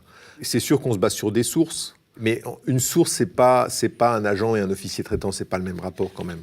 C'est pas ça. Et là, c'est un rapport qui est proche, où les gens sont proches. Il est, je pense, rarissime qu'un officier traitant féminin s'occupe d'un agent masculin pour éviter justement qu'il y ait une trop grande proximité. Donc l'inverse est possible. Non, c'est compliqué. La mixité est compliquée. Et il faut que l'agent ait une confiance dans l'officier traitant. S'il a un doute, si le doute s'installe, s'il pense qu'une exfiltration ne se fera pas, qu'il y a quelque chose qui va se faire dans son dos, ça devient l'enfer. Il y a un livre écrit par un cheval de course qui s'appelle Maxime Renaï. Oui, que j'ai lu. Est-ce que tu penses que ce genre de témoignage, ça gêne un peu à la DGSE au service ou... Alors, quand je l'ai lu, son livre, je me suis dit, quelle énorme perte. Ouais. Voilà un jeune qui a la volonté de servir son pays, incontestablement, qui ne demande rien. Maxime, il ne demande pas un euro, rien. Pas un service, pas une médaille de chocolat, rien. Et il dit, voilà, moi je vous apporte une matière que vous ne pouvez pas avoir autrement, sur le monde offshore, avec des secrets de l'offshore, un peu comme les Panama Papers. Je vous donne ça, faites-en bon usage. Et pas à aucun moment dans son récit, Maxime, il se dit, ça va être mal utilisé. Il est en train de servir la France. Il sacrifie sa carrière, il sait que les risques pour lui, s'il est arrêté, ça va faire mal, et que personne ne va l'aider, parce que personne ne pourra l'aider. Et il fait ce choix. Et moi, je dis bravo. C'est ça qu'on veut voir. C'est des jeunes comme ça qu'il faut protéger. Il est quand même, enfin, je sais pas si il travaille avec nous maintenant. Et c'est vraiment, il a sorti déjà des enquêtes, on va en sortir d'autres. Mais il est un peu, enfin, je sais pas s'il le dirait comme ça, mais je trouve qu'il y a un peu d'amertume chez lui quand même. Ah, mais beaucoup, Ouais. mais beaucoup, parce qu'il voit que toute cette matière, au lieu d'être utilisée à bon escient, elle est plus ou moins revendue ou redonnée, ou elle devient commercialisée. Pas du tout utilisée comme elle devrait. Il y a une sorte de malaise, parce qu'il n'y a pas que les lectures du livre, il y a ce que j'entends aussi par ailleurs, sur les services en ce moment, et particulièrement la DGSE, c'est que comme ce n'est pas tenu, dirigé, il y a quand même quelque chose d'assez occulte dans tout ça, on a l'impression que là-bas aussi, il y a comme une sorte de privatisation qui est rampante, ou que des types sortent et menaient leurs infos. Enfin, il y a quelque chose de pas très clair. C'est très dur d'enquêter sur la DGSE. Mais il y a un peu... T'as pas ce sentiment de... Il y a je pense pour certains, un peu de désespoir. Et puis... certains agents. Oui, pour certains agents du désespoir, parce qu'on ne fait pas fortune à la DGSE, d'accord ? On peut faire fortune après en utilisant les données ou l'expérience, mais pas pendant. Et puis on voit un pouvoir politique, on est dépendant d'un pouvoir politique. Qui est de plus en plus... On pense qu'on sert... Au départ, je pense qu'honnêtement, il y a des gens qui, comme dans l'armée, se disent « je vais servir mon pays, je vais lutter contre le terrorisme, je vais servir le drapeau ». Cette noblesse-là, on la voit au départ. Et puis, ils prennent des coups. Ils prennent des paires de claques où on leur dit bah, « tu regardes ailleurs ». Ça, c'est politique. Tu touches pas. Non, tu touches pas. Mais c'est pas là, c'est mon pays. Et donc, au bout d'un moment, il y a cette lassitude qui arrive et cet écœurement. À un moment donné, moi, je vois que France Télécom fait un investissement en Irak, particulièrement douteux, j'en reparle dans le livre. Je fais un rapport. Mon officier traitant me dit ah bah ouais, mais ça c'est encore une affaire, une énième affaire. On en a marre, mais on peut rien faire. Je dis bon, pas de problème, je m'en occupe tout seul. Et j'ai sorti toute l'affaire dans la presse irakienne, article par article, sous un pseudonyme. Ça a très bien fonctionné. Ça a fait vraiment, ça a cartonné à Bagdad. Tout le monde en parlait. Et je me suis fait plaisir. Et le fait de mettre ça en lumière, ça suffit souvent. Oui. Une fois que ça passe de l'ombre à la lumière, ça tue l'opération en elle-même. Et voilà. Et il t'a dit quoi, l'officier traitant, quand il a vu que ça sortait ? Rien ? Rien. D'accord. Voilà. Mais quand tu parles de ce désespoir, on a l'impression que tu parles un peu de toi aussi. Oui, parce que c'est tellement dommage. On voudrait tellement que ça soit comme dans les films, où à la fin ça se termine bien. On voudrait tellement que ça soit les méchants qui soient punis et que ça se termine bien. Voilà. Simplement, il y a des gens qui profitent du secret défense, qui abusent du secret défense, qui profitent de leur position pour faire des opérations qui n'ont strictement rien à voir avec l'intérêt de la France et la raison d'État. Et c'est ça qui est dommageable.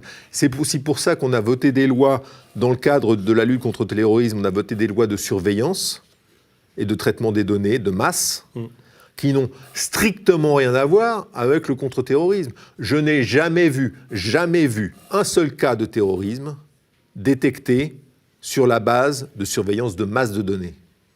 Ça n'existe pas.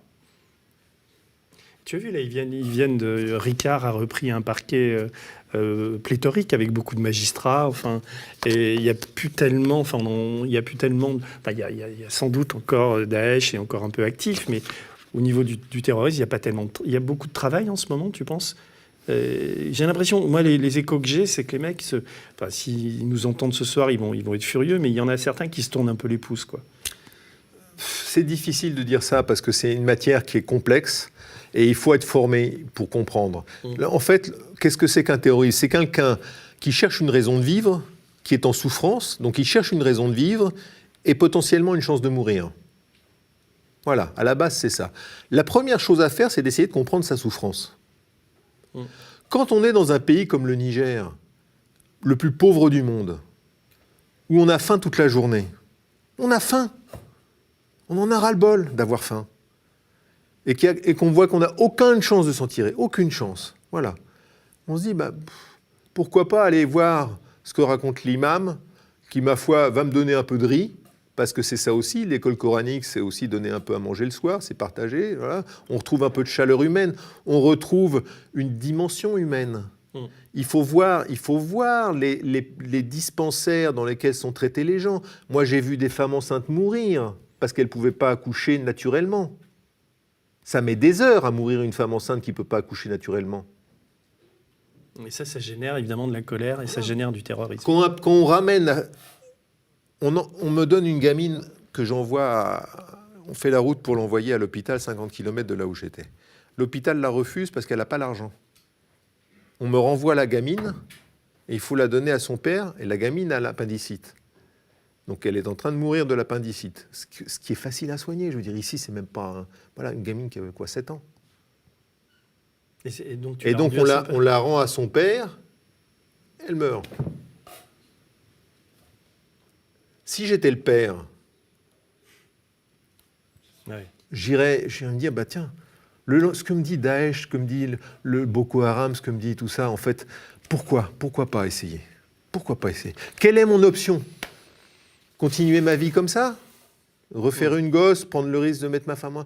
Pourquoi j'essaierais pas ? Il faut les comprendre. Il faut voir à quel point on est dur avec eux, à quel point ils manquent de soins, ils manquent de tout. Ils ont des défauts aussi. Quand vous faites 8 enfants par femme et qu'un foyer nigérien, c'est un homme, 3 femmes, 20 gosses, ça pose un problème. Il y a ça qu'il faut régler aussi. C'est pas blanc-bleu. Mais il n'y a pas d'humanité. Il n'y a pas d'humanité dans ces pays-là. Vous ne réglerez jamais le conflit malien de la zone Barkhane, etc., le conflit sahélien, avec l'armée. C'est une illusion. On n'a pas résolu le conflit afghan avec l'armée, parce que c'est beaucoup plus complexe. Mais l'Afghanistan à côté, c'est du gâteau. L'Afghanistan, il n'y a que 50% des mariages arrangés. Au Niger, on est à 75%. Au Niger, les gamines, elles font leur premier enfant à 13 ans. Donc elles ont eu des rapports sexuels à 12 ans. C'est ça qu'il faut régler, c'est ça qu'il faut comprendre. C'est pas de la sociologie, c'est être sur le terrain, parler aux gens, comprendre que voilà, il y a un problème de médecine, de dispensaire, de minimum pour qualifier quelqu'un d'être humain. Ne pas le traiter comme un chien ou moins qu'un chien. Et celui qui finançait les dispensaires au Niger, au Mali, dans toute cette zone-là, et qui gardait un certain équilibre, c'était Kadhafi. Oui. Donc quand on décide de faire chuter Kadhafi, de tuer Kadhafi, alors qu'il n'y a jamais eu de colonne de chars qui allait sur Benghazi, que tout ça c'était bidon, quand on décide de le faire... Si tu fais référence au rôle de Bernard-Henri Lévy, de tout ce qui s'est passé à ce moment-là, oui, toi qui connaissais bien... Il n'y a jamais eu de colonne de chars qui menaçait la population de Benghazi. Jamais Kadhafi n'aurait trucidé la population de Benghazi. Et ça, tous les services le savent. Tous les services le savent. Que BHL raconte des conneries, il en raconte tellement que c'est pas comment dire, c'est pas une surprise. Mais la surprise, c'est que Sarkozy l'écoute. La surprise aussi, c'est que d'autres services de renseignement, notamment l'administration Obama, il le regrettera après. Mais Obama n'a pas bougé. Obama l'a regretté après, quand il a quitté la présidence. Il a dit, s'il y a un truc que je regrette, c'est l'intervention en Libye et de pas avoir arrêté ce qui s'est passé en Libye. Bon. Trop tard. Hein, mais... T'as un avis, toi, sur où tu as un savoir sur le financement de ça. L'explication pourrait être que Kadhafi a financé grassement Nicolas Sarkozy et que sa mort, son assassinat, n'est pas non plus étranger à ces histoires de financement. Et que la guerre déclenchée, soi-disant, par BHL était une sorte de stratagème pour masquer aussi autre chose. Tu as une lecture de tout ça ? Moi, je n'ai pas d'informations privilégiées. Est-ce qu'on peut dire que la France avait un intérêt, par exemple, à mettre la main sur les réserves pétrolières libyennes ? C'est pas des grosses réserves, c'est bon, c'est sympathique toujours, mais il faut voir que la Libye n'était pas très peuplée. Donc c'était potentiellement, je dirais, un coup de poker de dire, bah voilà, on descend un dictateur, on prend le contrôle du pays et on fait en sorte qu'on devienne amis avec ceux qu'on met au pouvoir. Ça aurait été très très délicat. Mais faisable. Ça, c'est quand ça marche.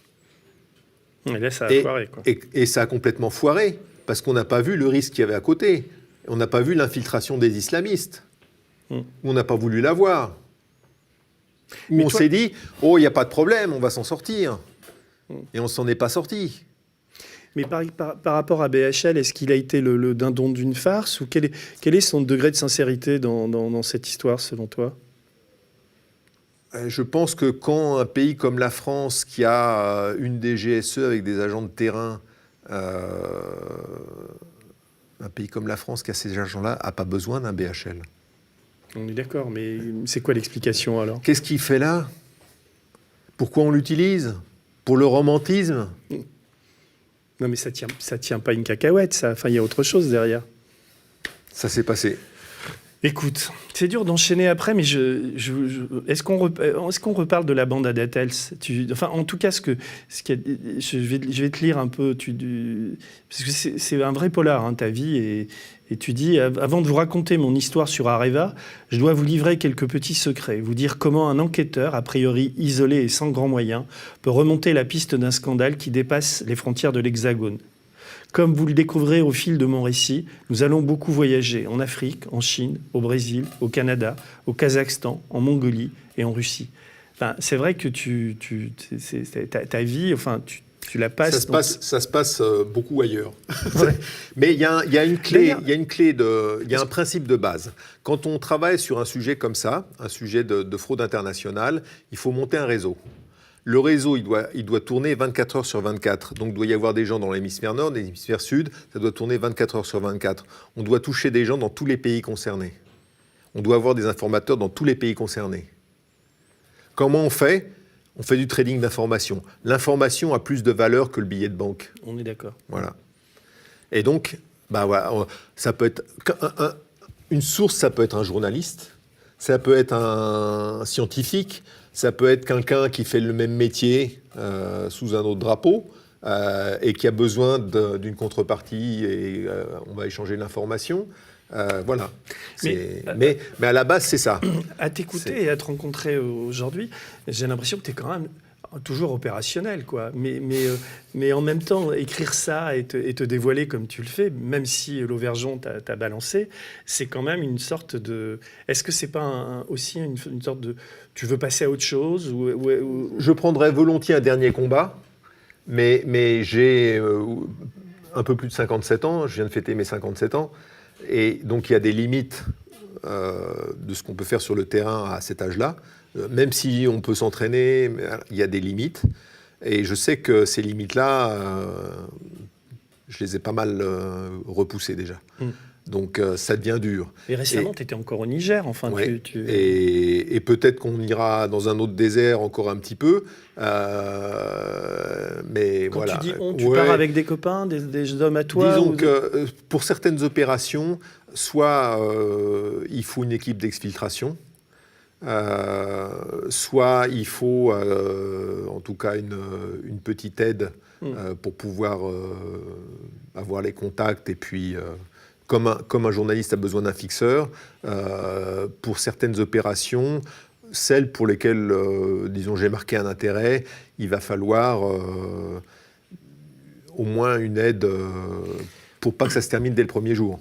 Mais parce que Sinon, tu le dis, il y a souvent des petites remarques dont tu écris. C'est pas super amusant quand tu te retrouves en plein désert pendant des jours et des jours à surveiller toutes tes missions.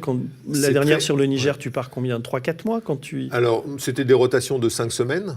5 semaines là-bas, 5 semaines chez moi. La difficulté sur ces pays-là, c'est la chaleur. Et puis la solitude aussi, t'as pas de Wi-Fi, des fois c'est dur d'avoir de l'internet. Voilà, il y a des choses qui rendent la vie difficile, mais on s'habitue. L'adaptation de l'homme, elle est extraordinaire. Mais c'est surtout, je dirais, la dureté de ce qu'on peut voir. Mais un mec comme toi, quand tu vas te retrouver chez toi, là, si ça s'arrête, enfin au bout de 5 semaines, tu vas te faire chier comme un rat mort, non? Mais tu vas te dire... on est toujours sollicité. Oui, non, mais justement. C'est ça qui est toujours sollicité. Il y a toujours des choses à faire, il y a toujours des risques à prendre, ça n'en finit pas. Et d'autant que une des choses pour laquelle on m'a sollicité, c'était un problème d'une femme dont on a pris les enfants dans un pays nordique, qui a besoin d'aide. Bon, je ne peux pas m'étendre sur le dossier, mais je regarde le dossier, voilà, qu'est-ce qu'on peut faire sur le plan juridique, qu'est-ce qu'on peut faire pour aider cette femme-là, parce qu'elle est légitime dans son combat. Voilà. Là, tu parles de... Je passe du coq à l'âne, mais dans un de tes chapitres, ça m'a vraiment intéressé, tu parles de l'opération Weda Bay, le mirage indonésien, qui devait produire 60 000 tonnes de nickel. On est toujours chez Areva, là. C'est Eramet. C'est Eramet, ça se passe en 2006. C'est la première opération de la bande Adatels, donc des fondateurs d'Uramin, avec l'État français. Et donc ça se fait via Eramet. En fait, la bande Adatels, elle a commencé par monter une opération bidon qui s'appelait Weda Bay avec Eramet pour dégager une somme, pareil. Et là, ça se voit comme le nez au milieu de la figure, par contre, parce que c'est leur première opération. Et là, c'est en Indonésie, c'est là où c'est Weda Bay, c'est une licence en Indonésie, voilà, qui est toujours pas exploitée. Et tu es allé là-bas? Tu es allé en Indonésie? Alors non, pas pour Weda Bay en tout cas. J'ai récupéré tous les documents de l'opération, ça pleurait de rire, c'est amusant. Et Eramet a cet actif qui lui colle au bilan, qu'elle a dévalorisé, et qu'elle a fini par refiler à des Chinois qui doivent s'en occuper. Et puis voilà quoi, ça. Un chapitre qui m'a plu aussi, c'est l'arnaque 419. On a tous vu des arnaques faites par des Nigérians où on vous vend des trucs qui sont des escroqueries. Ben voilà quoi, c'est un petit clin d'œil à ce genre de truc-là. C'est la bonne arnaque africaine du gars qui n'a pas d'argent, à qui il faut envoyer de l'argent, et voilà. Et donc c'est un petit clin d'œil qu'on a fait à ce genre de truc-là. J'allais dire, c'est du même niveau.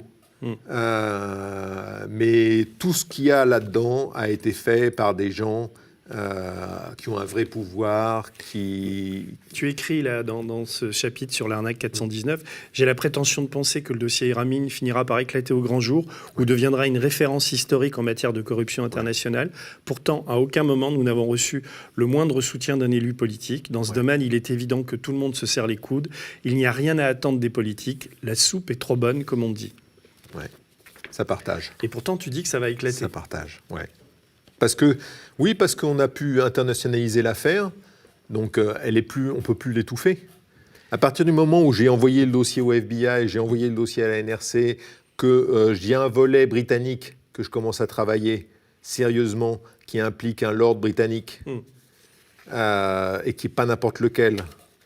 Mais la question que tu poses et que je te pose, et que les gens aimeraient une réponse, si possible, mais c'est où est passé l'argent? On va pas diffamer, on va pas. Mais est-ce que tu peux? Donc tu dis ça a coûté 4,5, mais il y a au moins 1,8 milliard au début. Mais où est passé ce fric? Et il a enrichi qui? Alors il a transité par les Bahamas, Monaco, le Qatar. Il y a un document sur lequel on travaille en ce moment que je ne peux pas révéler, mais qui est le document par lequel on voit comment l'argent et le creuset qui a été fait et les vrais bénéficiaires. Il y a les réseaux de blanchiment qu'on a bien étudiés, sur lesquels on avance bien. Le lien a été fait, et ça c'est un scoop, le lien a été fait entre le réseau des Dubai Papers et l'affaire Uramin, et ça se travaille. Et parce que les Dubai Papers sont sortis, mais Voilà. d'une manière très, on peut dire édulcorée ou parcellaire. Le Nouvel Obs avait sorti. Voilà, mais en fait, le Nouvel Obs a vu que, je dirais, 20%, même pas de la réalité, quoi, de ce qui était intéressant. Donc, On n'a pas parlé des mystères de la Democrat Connection. Alors, je te lis. En ce début de printemps 2018, je suis en mission quelque part dans une zone désertique en Afrique. J'aime bien ça parce que tu penses à quelqu'un que j'aime beaucoup, qui est Charles de Foucault, un vrai maître qui a passé 12 ans à étudier les Touaregs sans aucun soutien ni aide. Et ce n'est pas son seul titre de gloire. Il faut avoir la peau chauffée par le soleil du Sahel pour comprendre combien cet homme a dû souffrir de tout, y compris de l'isolement. Je ne peux vous décrire comment notre défense fait son renseignement aujourd'hui, mais je n'ai pas croisé d'homme de cette trempe et ce que je vois me rend plutôt agressif. Je me calme en me replongeant dans le dossier Areva, malgré une connexion Internet défaillante. Soudain, une certaine joie m'envahit. On t'imagine en plein désert, en train de te marrer. Enfin, je veux dire, je viens enfin de comprendre les tenants et les aboutissants des affaires américaines d'Areva. Je suis pris aussi d'un peu de vertige. Ce que j'ai découvert est énorme et au moins aussi grave que le scandale Uramin. ouais. Peut-être même plus grave. Donc là tu es dans un désert, on imagine au Niger ou ailleurs. Ouais, Enfin, ouais. Et à un moment, c'est comme le Eureka, j'ai trouvé. L'illumination. Et là, ça fait quand même du bien parce que, en fait, on absorbe énormément d'informations et finalement, le pulse se fait. Et on arrive à voir l'image de ce qu'on. Le lien entre les informations et ça déroule. Et on trouve l'affaire Osra qui est peut-être plus grave parce que la corruption de l'administration américaine, quand même. La corruption de l'administration américaine. Mais ça, tu le découvres comment ? En fouillant dans... Enfin, c'était sur Internet, là où... Il y a des éléments mais très parcellés. On parle de lignes dans un document de référence. Donc, un document qui fait 300 pages, il y a une ligne, quelques mots. Et chaque année, comme ça, il faut les faire tous pour avoir le petit bout de ligne. Il y a des éléments photos et vidéos. Il y a des documents qui sont enregistrés aux États-Unis. Donc tout ça, les États-Unis ont quelque chose de remarquable, et qu'on n'a pas en France, ça s'appelle le FOIA, ça s'appelle le Freedom of Information Act. C'est une loi qui permet à n'importe qui d'obtenir la correspondance entre l'administration américaine et une société, si c'est d'intérêt public, pour résumer. Oui. C'est pour ça que quand, par exemple, Boeing a eu ses problèmes avec les avions qui sont tombés récemment, je ne me souviens plus quelle classe d'avion c'est, mais les avions... Tous les emails de Boeing avec l'administration ont été publics. Et on a vu comment ça se passait, à Téhéran.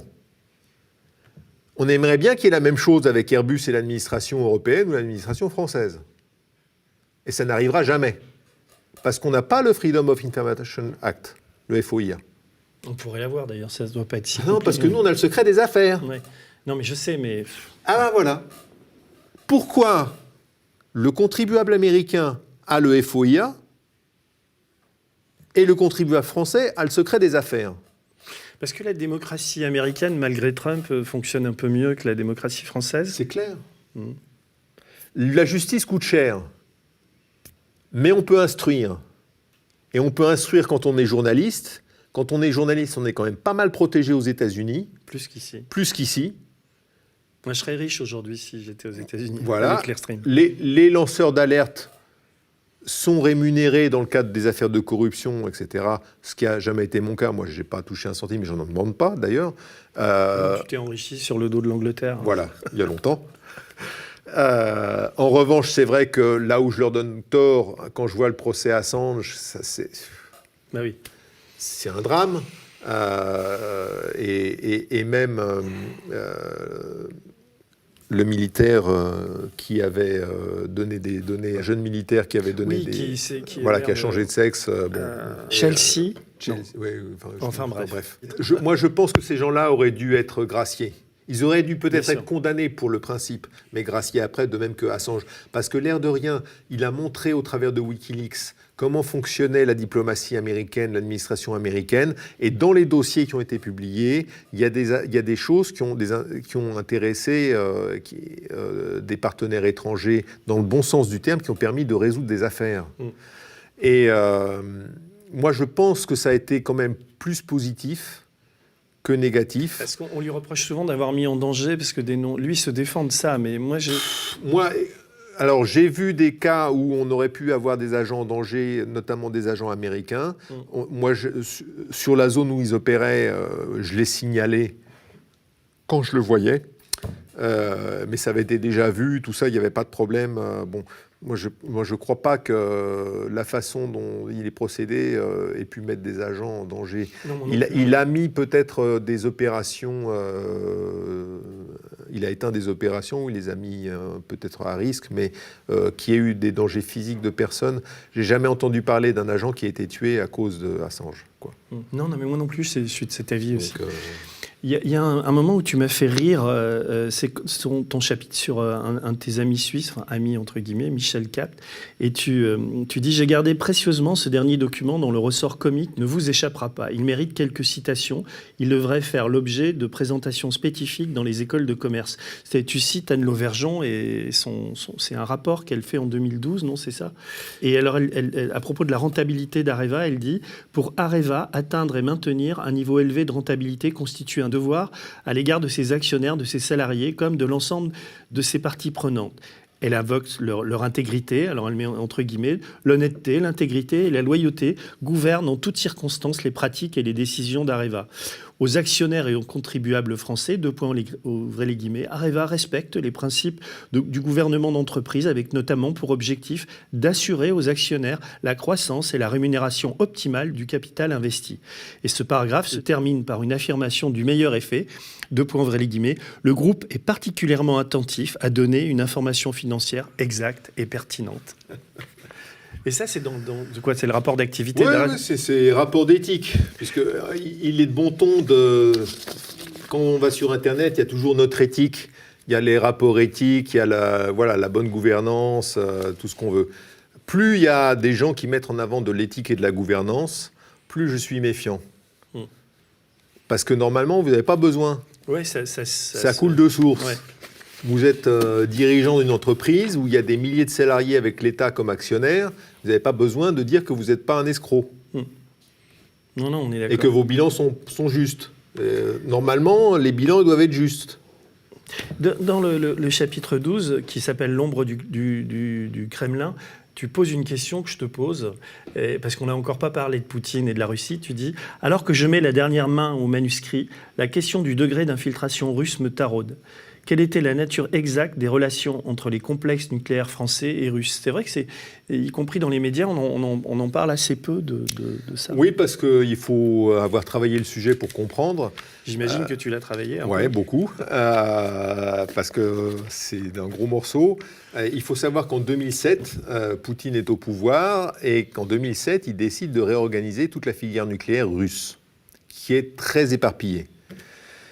Et il prend ça à bras-le-corps lui-même. C'est pas quelqu'un d'autre qui fait le boulot. Il s'occupe de ça directement. Il va créer Rosatom, il va créer les filiales de Rosatom, il réorganise toute la filière de façon verticale en mettant des hommes à lui qui sont tous des anciens du KGB comme lui. Et puis il y a des gens d'Active. Parmi eux, il y a un agent qui s'appelle Mikerin, qui sera quelques années plus tard arrêté aux États-Unis. Cet agent s'occupait particulièrement d'Areva. Il avait des contacts avec les gens d'Areva. J'ai des photos de lui à Zug avec des gens d'Areva. Zug, paradis fiscal en Suisse, voilà. Parmi le paradis fiscal qu'est la Suisse. C'est une enclave très particulière. Et ce qui est amusant, c'est que certains cadres d'Areva, pour monter leur toutouille avec Uramine et d'autres, l'Uranium Gate, etc., trouvaient très intelligent de rencontrer leurs partenaires d'Uramine et autres dans des réunions internationales. Donc il y avait le World Nuclear Forum, il y en a un qui a eu lieu à Athènes. C'est là où ils ont mis au point la ferruramine, parce qu'on retrouve tout le monde, hein, les gens du Ramine, les banquiers, voilà. Ah, je ne savais pas que c'était monté à Athènes, ça. Ouais. Et l'Uranium Gate à Séville. Mm. Et à chaque fois, on retrouve... Alors Séville, c'est marrant parce qu'il y a 2 Nigériens qui sont là-dedans, qui viennent à Séville. Et on se dit, mais qu'est-ce qu'ils viennent faire dans un forum comme ça? Eh bien, ils viennent rencontrer les gens d'Areva. Voilà, on met la toutouille en branle. Et il y a notre agent Mikerine qui est là. Et les agents russes, ils savent travailler. Ben oui, c'est... Et donc, il y a des agents, joint ventures entre la France et la Russie sur certains dossiers. Alors, il est vrai que François Fillon avait ouvert grand les portes à nos amis russes et à Rosatom, et on a parlé d'un mariage à un moment donné entre Rosatom et Areva. Et là, ça s'est refroidi quand même. Ça s'est refroidi. C'est aussi l'époque l'époque de l'Uranium Gate, c'est aussi l'époque où on vendait deux bateaux de guerre à la Russie. Ça ne s'est pas fait après. C'est un autre pays qui les a récupérés, mais c'était l'époque.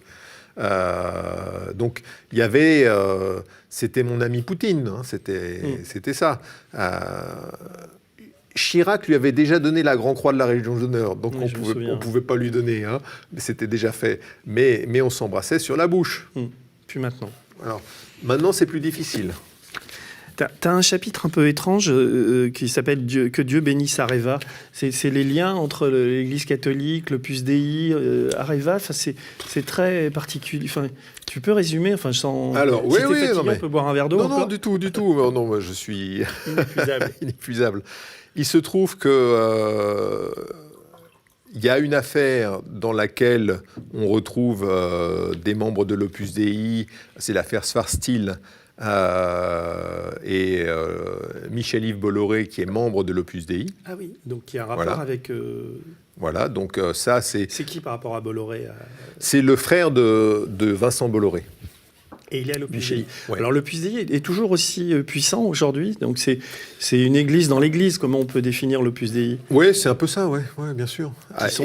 Ils sont assez traditionnalistes. Droite, oui. Alors extrême droite, je ne sais pas si on peut qualifier ça d'extrême droite.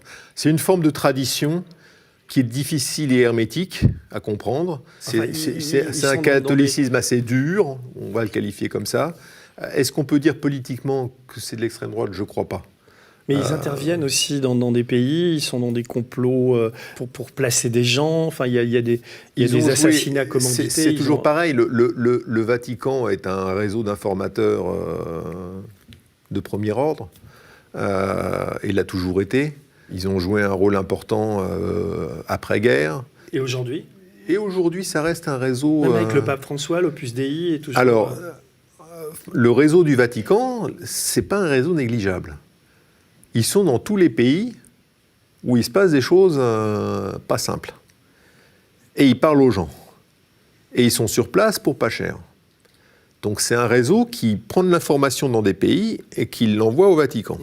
Et la Banque du Vatican a beaucoup servi. Alors la Banque du Vatican, il y a le ménage qui a été fait quand même. Oui. Mais avec l'IOR et tout ça, c'est clair qu'il y a eu des opérations de blanchiment absolument honteuses. Bon, ça c'est... Quand il n'y a pas de contrôle ou c'est mal fait, voilà, hein, c'est un... Et donc, toi, de ce que tu sais, l'Opus Dei continue à avoir un rôle... Il y a eu une partie du personnel d'Areva qui bénéficiait de salles de prière dans Areva, ce qui est quand même bizarre pour une société qui appartient à l'État, qui est des salles de prière, mais bon... Gérald Darbola est aussi très actif auprès du Vatican. C'est son droit. C'était le numéro 2 d'Areva. Et un bras droit historique d'Anne Lauvergeon. Il était là depuis le début. Elle-même a dit et écrit dans ses mémoires que quand elle était jeune, elle aurait bien été... elle voulait être nonne. Oui, c'est vrai, elle dit ça. Mais c'est dommage qu'elle n'ait pas poursuivi dans cette vocation. Mais, comment dire, je sais que tu as travaillé avec Thierry Gadot pour ce livre qui a fait il a fait un énorme travail, ou alors tu étais tellement bavard qu'il a eu qu'à recopier? Non, travailler avec moi, c'est toujours un énorme travail. D'accord.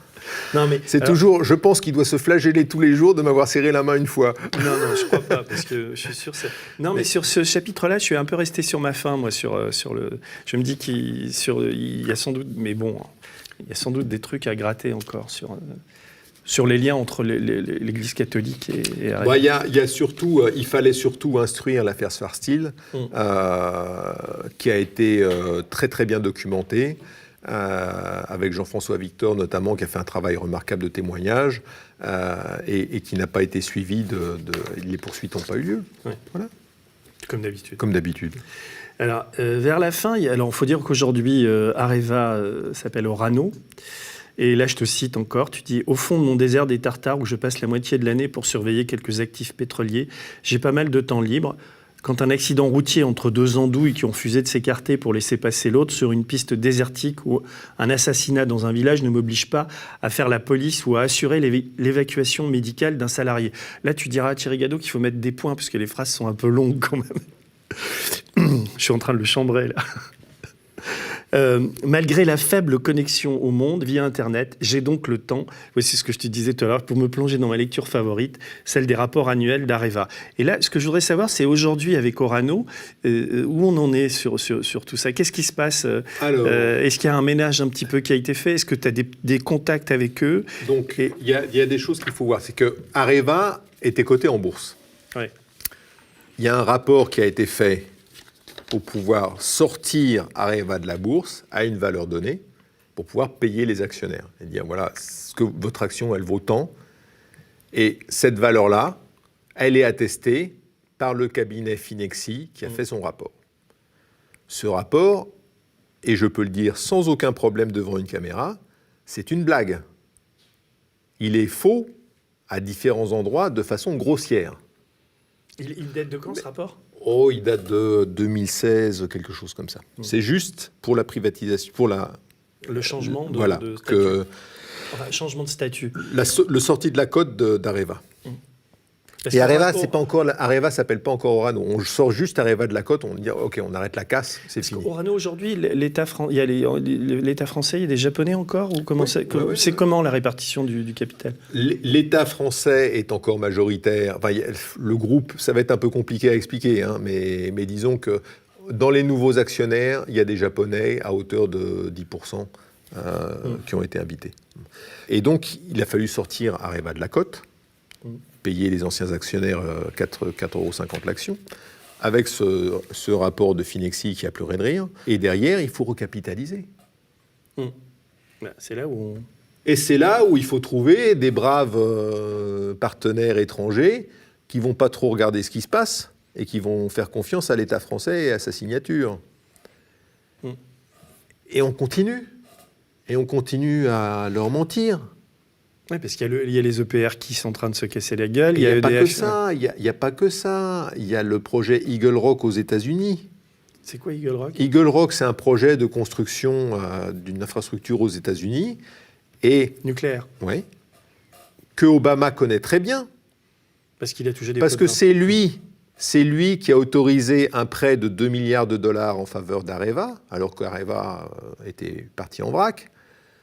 Donc 2 milliards de dollars en faveur d'Areva, juste après l'affaire Osra. Enfin, un prêt dont Areva pouvait bénéficier. Et tant que le dossier n'était pas clos ou que les travaux n'avaient pas démarré, c'était toujours en cours. Ce prêt était... Voilà. J'ai 2 mails qui mentionnent stricto sensu que POTUS, donc POTUS, ça veut dire President of the United States, POTUS donne son accord pour ce prêt, alors que tout le monde n'est pas d'accord. Les autres lui disent non, il ne faut pas le faire. Il y a un problème. POTUS, il dit oui. On ne la connaît pas, cette facette-là d'Obama. Non. Eh ben voilà. Et ça, c'est sorti aux États-Unis un peu? Il y a eu quelques papiers, il n'y a eu pas encore? L'administration américaine est parfaitement consciente. Les 2 documents dont je parle, les 2 emails, ont été validés par des juges. Non, des juges aux États-Unis? Oui. Pourquoi? Donc il y a un dossier, Parce il y a qu'il une enquête. il y a eu un procès, le procès Solyndra, et ces 2 emails ça font partie des archives du procès Solyndra.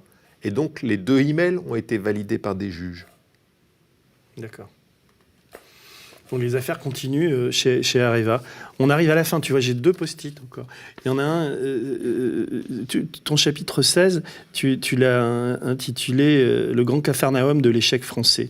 Et je te cite, tu reviens sur Areva, enfin tu dis le désastre que c'est. De par ses statuts, le groupe Areva avait droit du soutien de tous les services de l'État, ce qui inclut les services de Bercy, ceux de la DCRI, ceux de la DGSI, ce que tu disais. Par conséquent, cette affaire est aussi celle de la corruption de l'administration française. Oui. En 2008, le président Sarkozy demande à Bernard Schwarzenegger de créer un FBI à la française. Hélas, notre squale nationale connaît mieux le milieu corse que les enseignants de Quantico. Quantico, c'est le camp d'entraînement du FBI en Virginie. Ouais. Il va par ailleurs... Tu y allais ? Je connais bien. Et en fait, ce qu'il faut savoir, c'est que les agents fédéraux, ils ont un tronc commun, on va dire, et qu'après, ils seront spécialisés. Et ça, c'est un vrai bonheur, parce qu'au moins, quand on a affaire à différentes agences, que ça soit ICE ou le FBI et tout ça, on a quand même des interlocuteurs de qualité et qui ont un niveau, voilà. Nous, on a Squarcini et Balkany, quoi. Parce que tu dis, il va par ailleurs choisir de Squarcini, quoi, qui crée ce FBI à la française. Hélas, notre squale nationale connaît mieux le milieu corse que les enseignants de Quantico. Il va d'ailleurs choisir de domicilier le siège de la DCRI à Levallois-Perret chez Balkany. Je me souviendrai toujours des yeux ronds de mon interlocuteur étranger quand je l'ai eu. C'était qui ? Je te demande pas son nom, mais c'était un agent ou quelqu'un de... Oui, c'était un agent fédéral qui... Du FBI, alors ? Un agent fédéral. Ouais. Il y en a des agences. Ouais. Alors, oui, quand tu lui expliques que le Balkany apparaît dans l'affaire Uramine via la Centrafrique, c'est du délire quand même. Et en plus, il faut lui expliquer.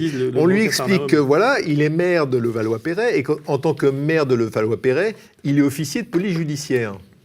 Et alors là, les yeux tombent, comme dans un dessin animé. Quand on lui dit voilà, en France, le maire est officier de police judiciaire.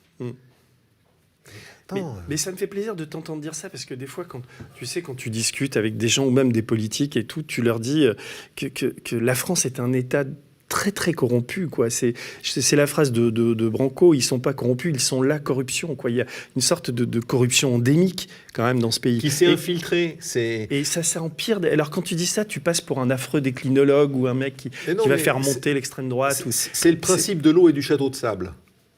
L'eau arrive sur le château de sable, ça commence par la base. Et puis ça commence à humidifier les murs. Et puis au bout d'un moment, le château de sable, il tombe. Voilà. Donc l'eau, elle est là. L'eau, on l'a dans les douves du château de sable. Comment tu regardes, toi, le mouvement des Gilets jaunes et tout ce qui s'est passé en France, compte tenu de tout ce que tu viens de dire ? Mais moi qui habite en province, on était assez loin des tapages parisiens et on a pu parler, je dirais, avec des Gilets jaunes, des gens qu'on côtoie parce que c'est mon plombier, parce que... Oui, bien sûr. Et donc on parle aux gens. Et pourquoi vous avez cette souffrance ? Pourquoi vous avez ces difficultés ? Parce que c'est difficile de vivre, qu'ils font beaucoup d'heures de travail, ils n'ont pas la rémunération qui va avec, parce qu'ils subissent aussi beaucoup la concurrence de tiers qui viennent de pays européens et qui n'ont pas les mêmes disons, coûts à supporter. Mon plombier, qui est quelqu'un d'adorable et qui est un très bon professionnel, il me dit, mais voilà, moi je subis les travailleurs détachés. J'ai rien contre les Polonais, j'ai rien contre les Roumains, mais quand ils viennent sur un chantier, payés beaucoup moins cher que les gars que moi je dois employer au minimum au SMIC, comment je fais ? Je ne peux pas lutter. Donc moi je fais beaucoup plus d'heures de travail pour faire vivre ma famille, alors que je suis chez moi, je suis légitime. Et je comprends cette souffrance-là. Les gens, ils ne veulent pas forcément du gilet jaune, ils veulent qu'on les entende, qu'il y ait quelqu'un qui écoute et ils ont mal. Est-ce que toi, tu votes ? Tu as des engagements politiques ? Alors, j'ai jamais eu de carte de parti politique. Et alors, j'ai dû faire alternativement. Moi, quand il y a eu les élections en 81, je crois que j'ai voté pour la première fois. J'avais voté pour Mitterrand parce que c'était, à l'époque, on se disait, l'espoir, c'est plus de liberté, c'était les radios libres, c'était... Et puis c'était la fin de vieux croutons. Donc on se disait, tiens, il y a voilà. Et la déception, on l'a eu assez rapidement, finalement. Voilà. Mais on n'en est jamais sorti. Tu as voté pour le jeune crouton là, qu'on a aujourd'hui ou... De mémoire, je crois que oui. Ouais. Non, mais j'ai fait la ou même au moins au connerie. 2e tour. Moi aussi, ouais. Mais, et alors, ce qui m'avait plu aussi dans son programme, il nous dit, ben voilà, et ça c'est facile à faire, je vais éliminer la Cour de justice de la République, qui est réservée aux ministres. Ouais. Je me dis, votons pour lui. Le gars est jeune, il n'a pas de casserole du passé et il veut me supprimer la Cour de justice de la République. Mais je l'embrasse. Rien que pour ça, je vote pour lui. Et alors après, Ça prend le temps d'écrire le décret. il a toujours pas... Et il ne le fait pas. Pourquoi ? Il a peur pour ses ministres. Il a peur pour Édouard Philippe, qu'on le rattrape dans l'affaire Osra. Ouais. Un coquin. Alors, je te cite encore, tu parles de La République En Marche. Là. Quel espoir peut-on fonder sur La République En Marche, qui doit ses réussites électorales en partie à son discours sur la moralisation de la vie publique ? En accédant à l'Élysée, Emmanuel Macron hérite du parquet national financier. Comme le révèle le magazine Challenge en 2018, le PNF a infligé 1,2 milliard d'euros d'amende, tout dossier confondu, amende effectivement payée, et ce, en 4 ans d'existence. Certes, un dossier comme HSBC représente 300 millions d'euros à lui tout seul, mais on compte quand même un total de 478 procédures. Et là, on revient à ce que tu disais, qui décrit quand même assez tristement la France, mais le gouvernement laisse volontairement le budget du PNF à 4 petits millions d'euros. En Roumanie, la DNA, National Anti-Corruption Directorate, je ne le dis pas, créée en 2002, compte 22 millions de dollars de budget. On voit que la Roumanie est quand même un pays un peu, qui a une réputation un peu pourrie. Quoi. Ouais.